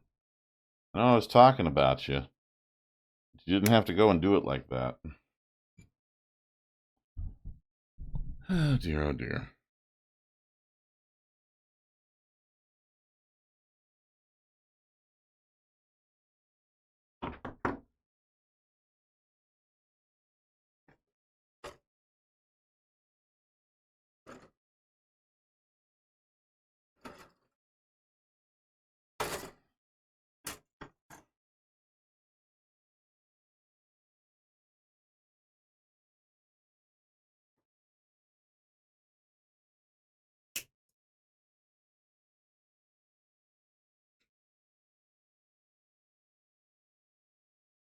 Yeah, like I was saying, Tato will tell on her sometimes, which is what he was just doing right now.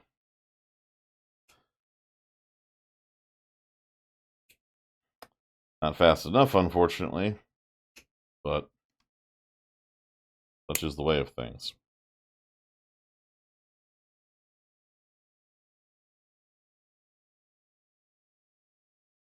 This one is the open hand.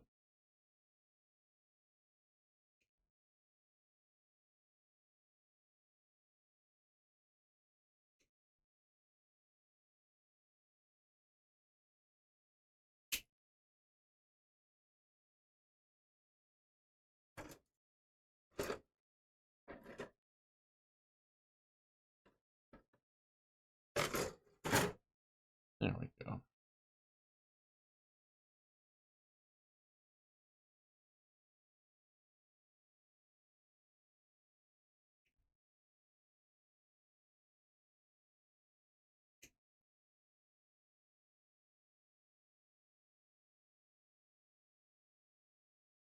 And B19.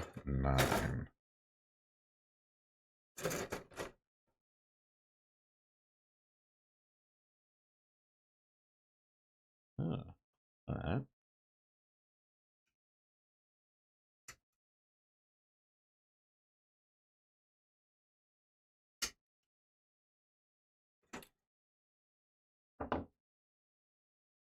A whole bunch of stickers that can go on there too, huh? Yeah, those are going to wait for later.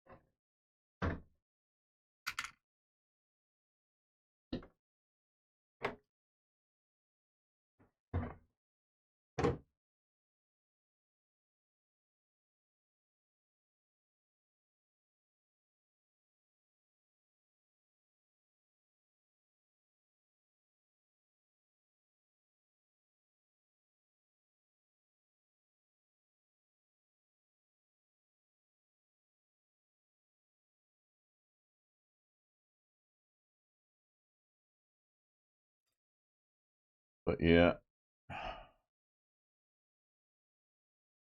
joys of pet ownership.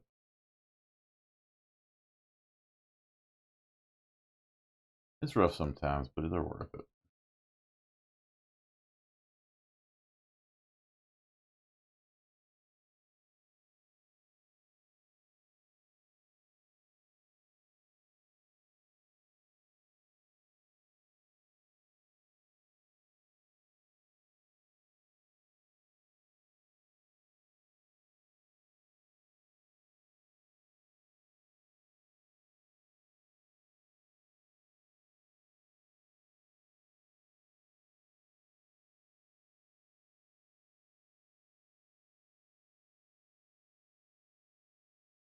Not difference between these two pieces.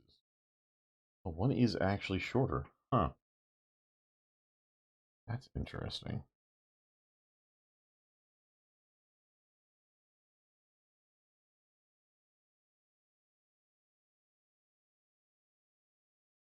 That's why I suspect there aren't any actually fully transforming versions of these in the model kit world, because actually make them transform would require a design that doesn't necessarily follow model. Like if you were to try to make the actual Transformers from back in the day, you would have to do a little bit of wiggle room in the designs to actually make them all work and make them look, when they're done transforming, like they did in the cartoon.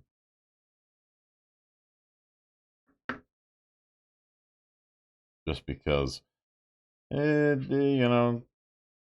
toys worked, sure, but the finished toys almost never look like they did in the cartoon.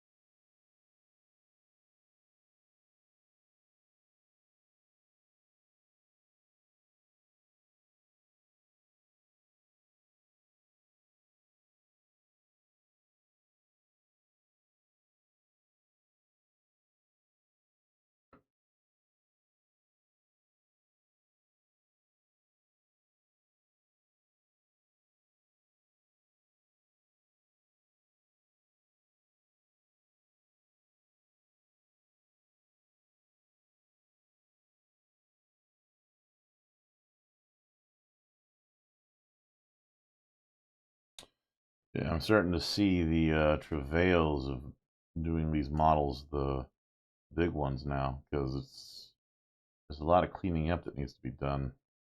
You know, I'm probably not using these nippers the right way. Like I can see little bits of flash left behind, and there's only so much I can do in that regard.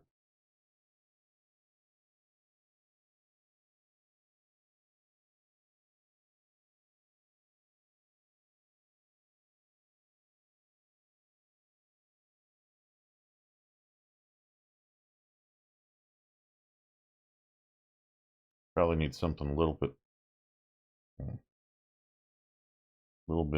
sharper than the clippers I'm using to disconnect the pieces. I don't want to use this one because this is supposed to be like the really fine detail one. You don't use the big, take off the big bits of plastic for.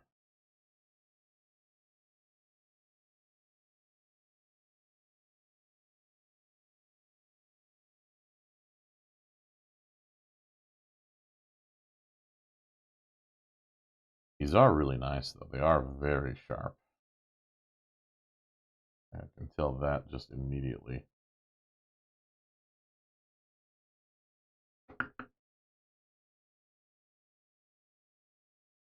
I probably need some better tweezers too.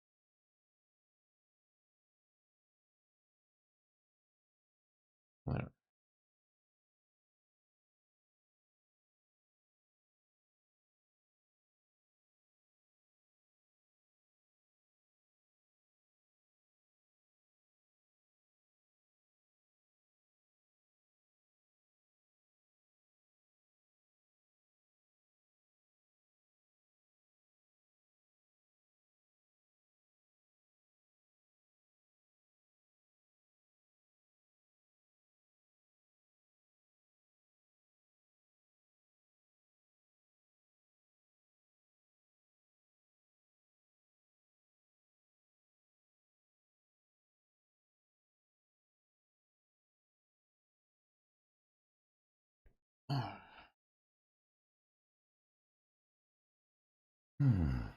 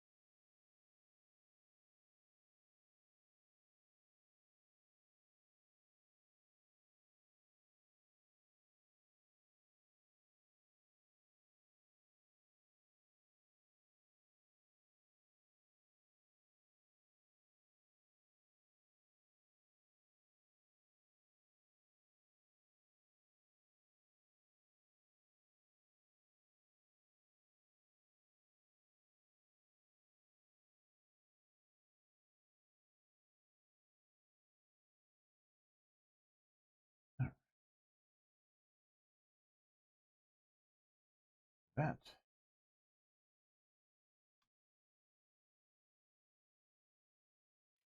Ah. Ah.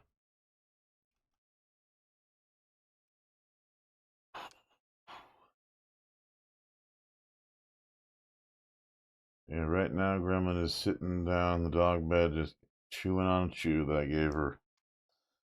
Not a care in the world.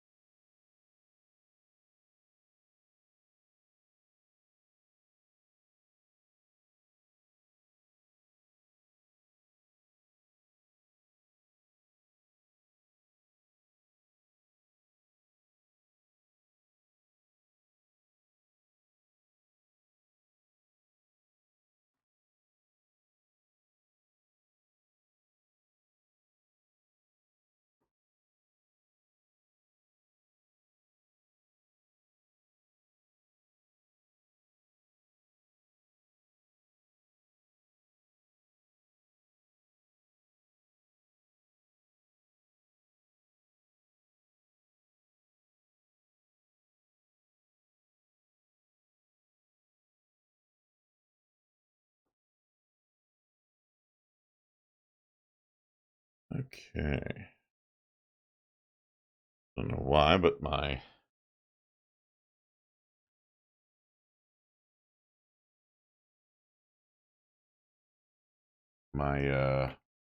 browser decided to restart. Okay. More stickers that literally have to.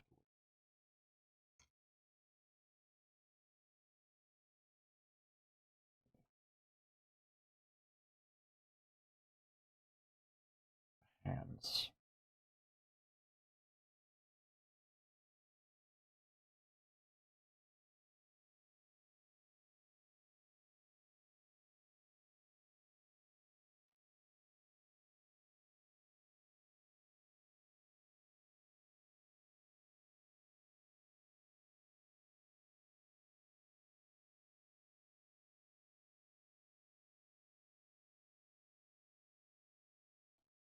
One of these days I might get one of those little anvils.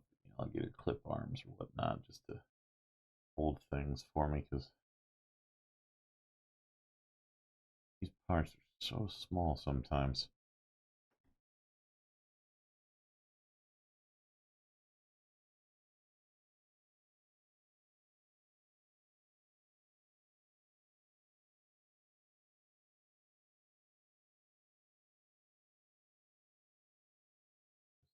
So very small. So very fiddly.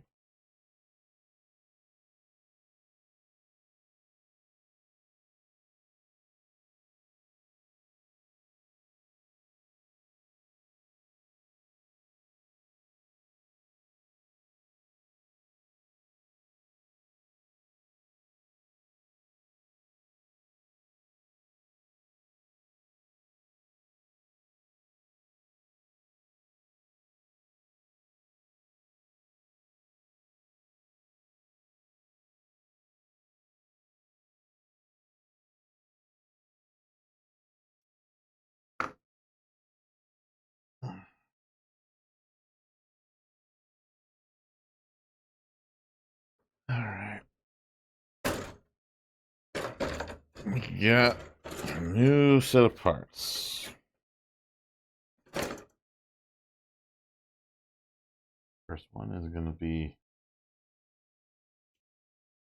one of these rubberized bad boys right here. We got Charlie B1, B1, and Echo. All right, so this is B1. What part of B1 is this? Oh, it continues on. So I'll need B17, which is this fiddly boy.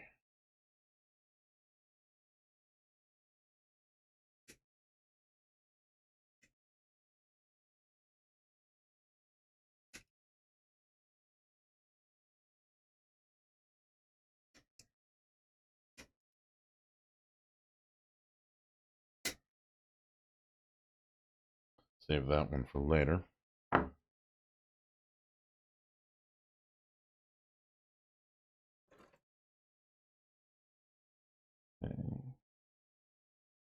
Charlie and D1. That's D2, which makes this D1. All right. First up, we need Charlie. Charlie. Charlie 4. Here.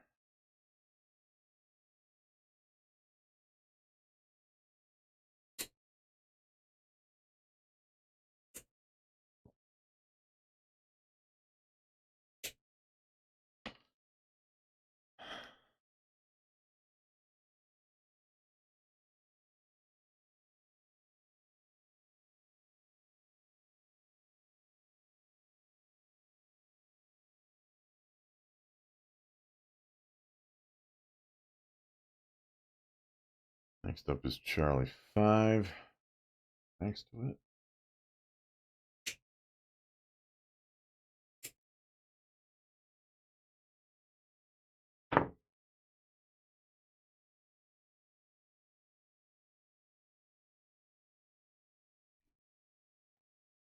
Snap right off.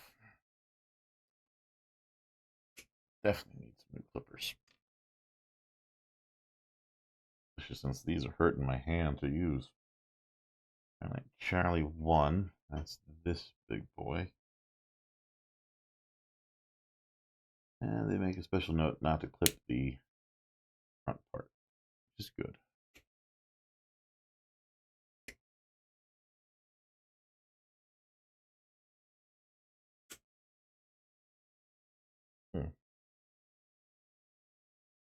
All right. Last part from Charlie, I think. Nope, I need Charlie 2. All right. Getting some big pieces out of the way now.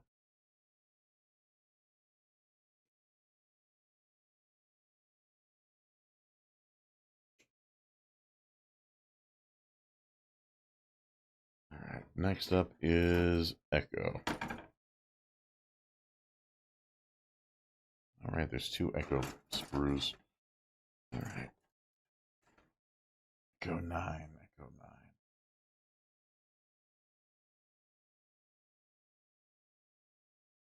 That's an interesting bit. Actually, pretty wide out.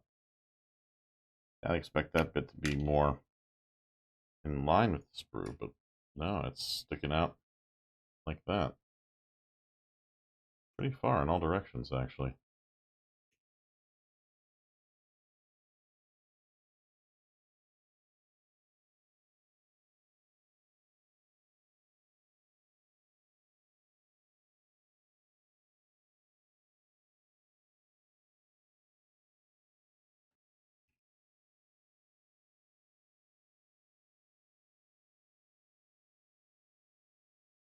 I wonder where that is.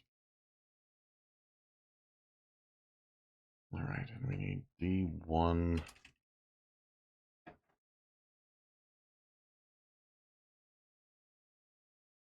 That's Charlie. D1, 3. There's this bit.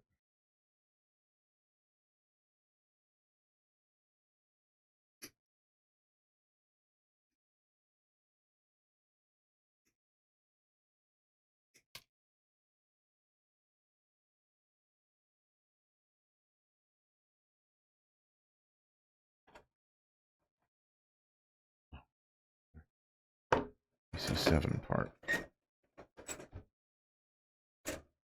That whole thing fell all the way down here. Alright.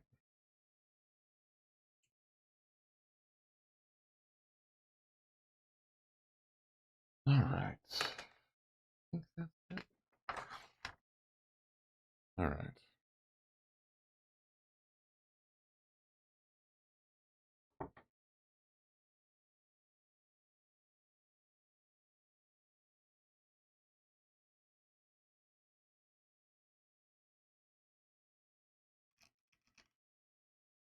Okay. Oh.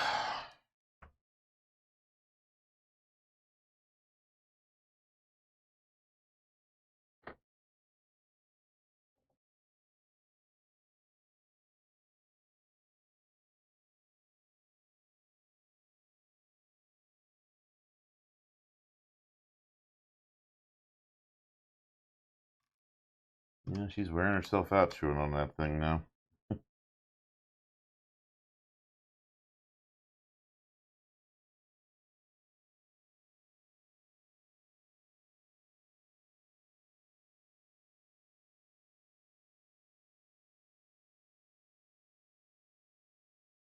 Oh, dear.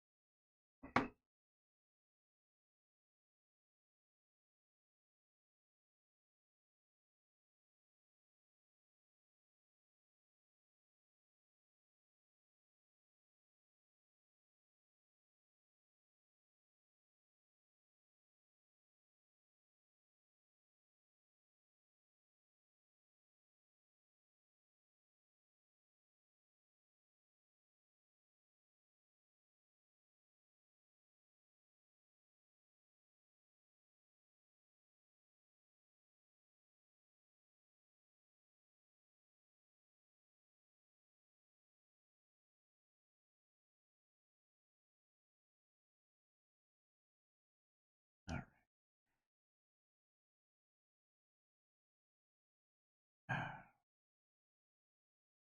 That's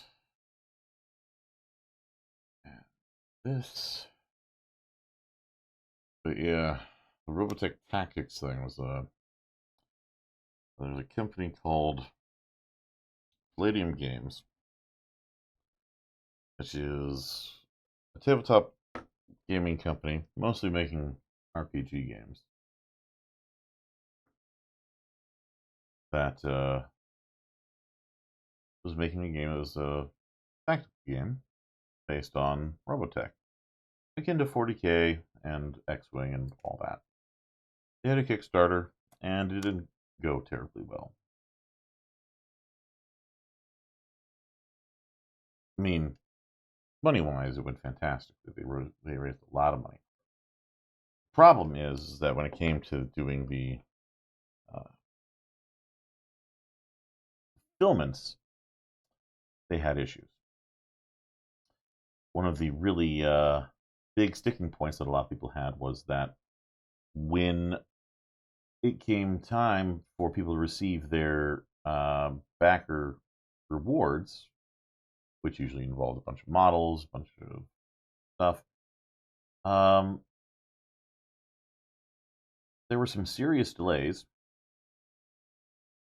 and it was revealed at one point that the company had brought several of the things that were meant to be backer rewards to a convention called Gen Con, which is basically the biggest tabletop gaming convention in the industry for the most part,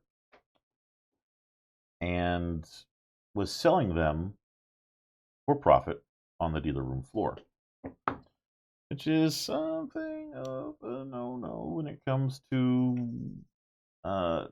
things that were crowdfunded. A lot of people weren't happy about that.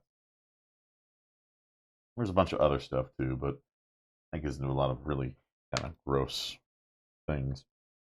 I'm not going to get into that tonight because I'd like it to be at least a little light in the conversation.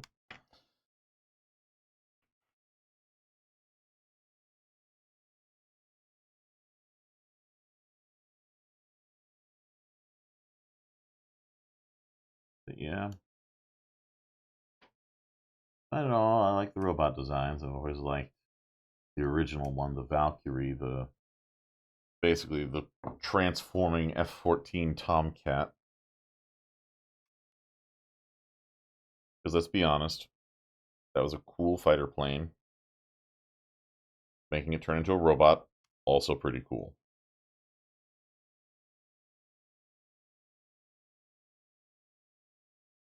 There have certainly been far worse concepts for animated children's shows and anime in general.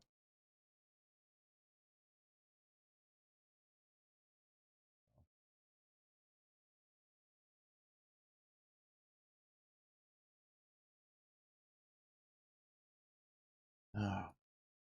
Oh.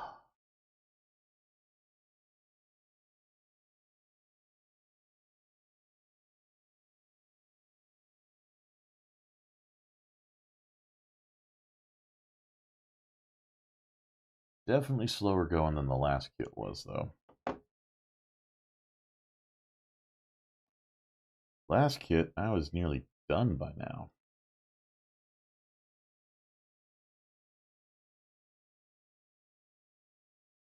Granted, that was entry grade, and this is high grade. Whatever the equivalent of. This counts as high grade. Oh.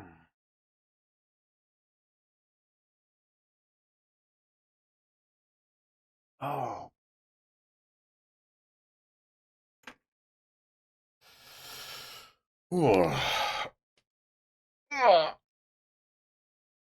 Oh.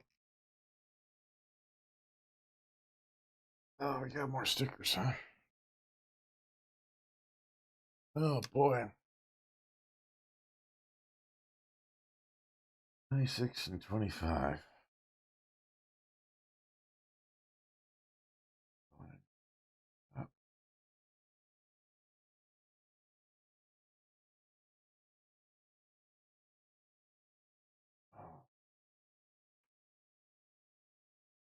Oh, I don't know, kids.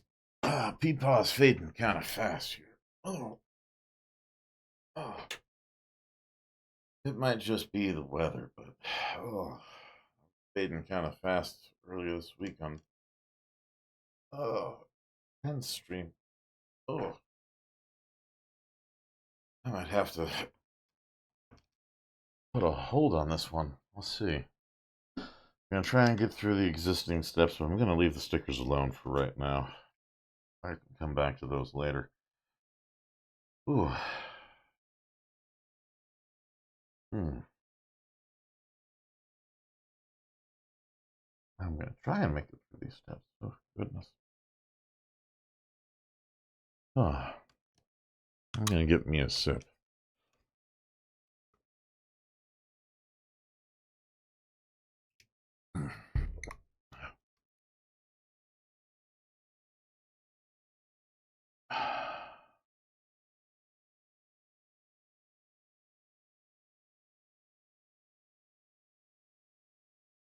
I'm trying.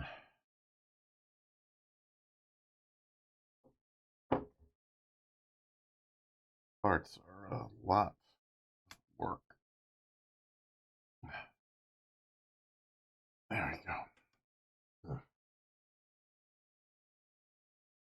All right, let's take a look at this nose cone. This is what's going to be. I kind of determine if I need to take a pause or not.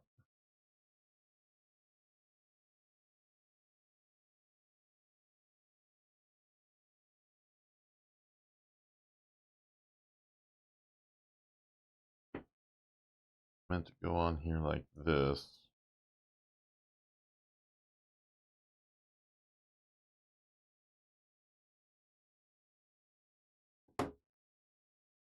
Still don't know what they mean entirely by undergating. Ah. Ah.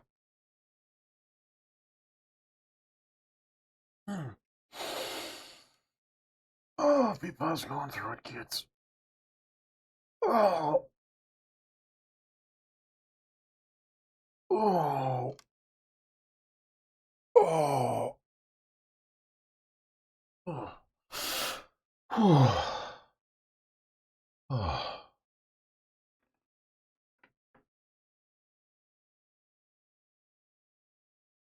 Oh. Oh. Oh. Okay. Don't worry about me. It's just pain.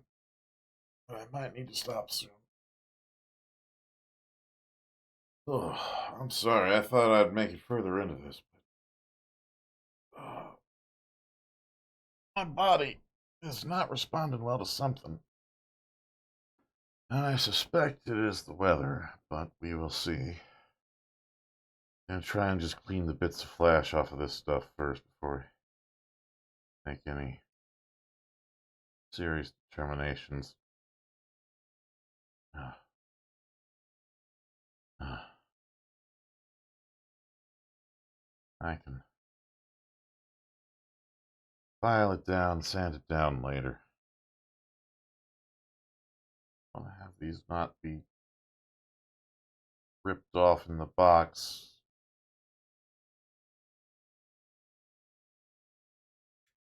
Oh, for crying out loud.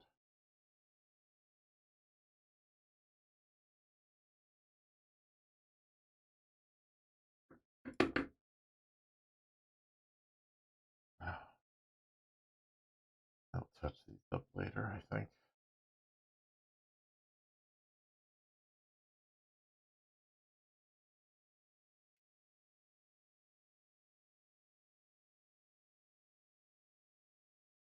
Oh.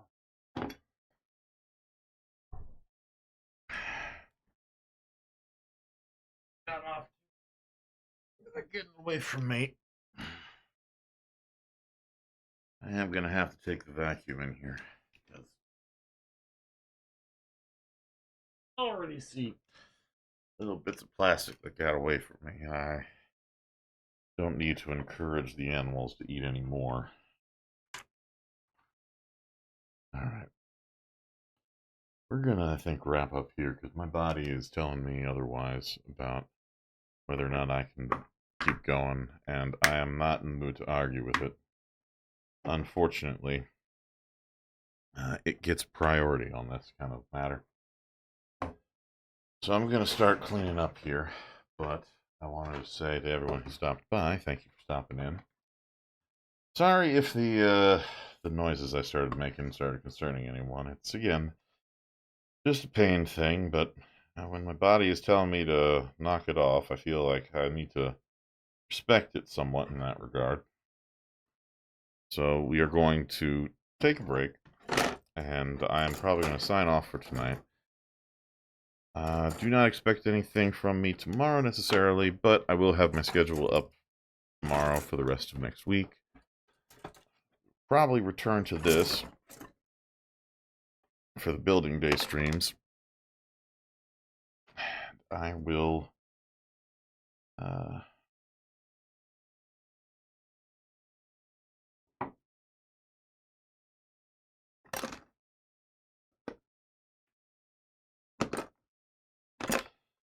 let you all know when that is going to be. But it will probably be the usual schedule for the most part. That said, I will probably have something a little special happening on Tuesday for reasons that some of you may have already been able to suss out. But for right now, we're going to put a pin in this, and I am going to move us over to someone else. I think I know who it is we will go and say hello to. Because I haven't rated them yet in a bit, and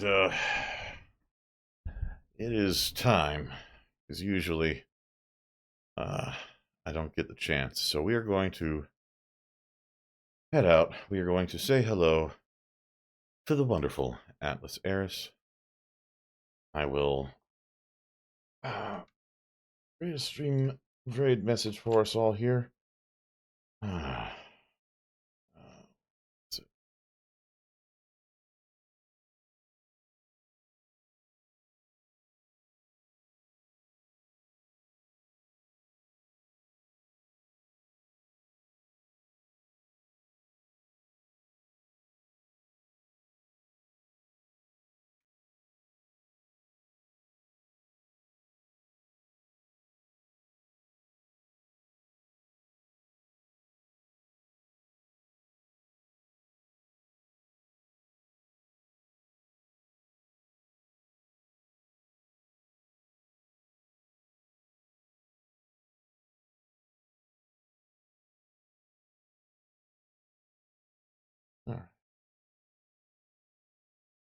Those of you who know what the Autonomous Circus is, this should be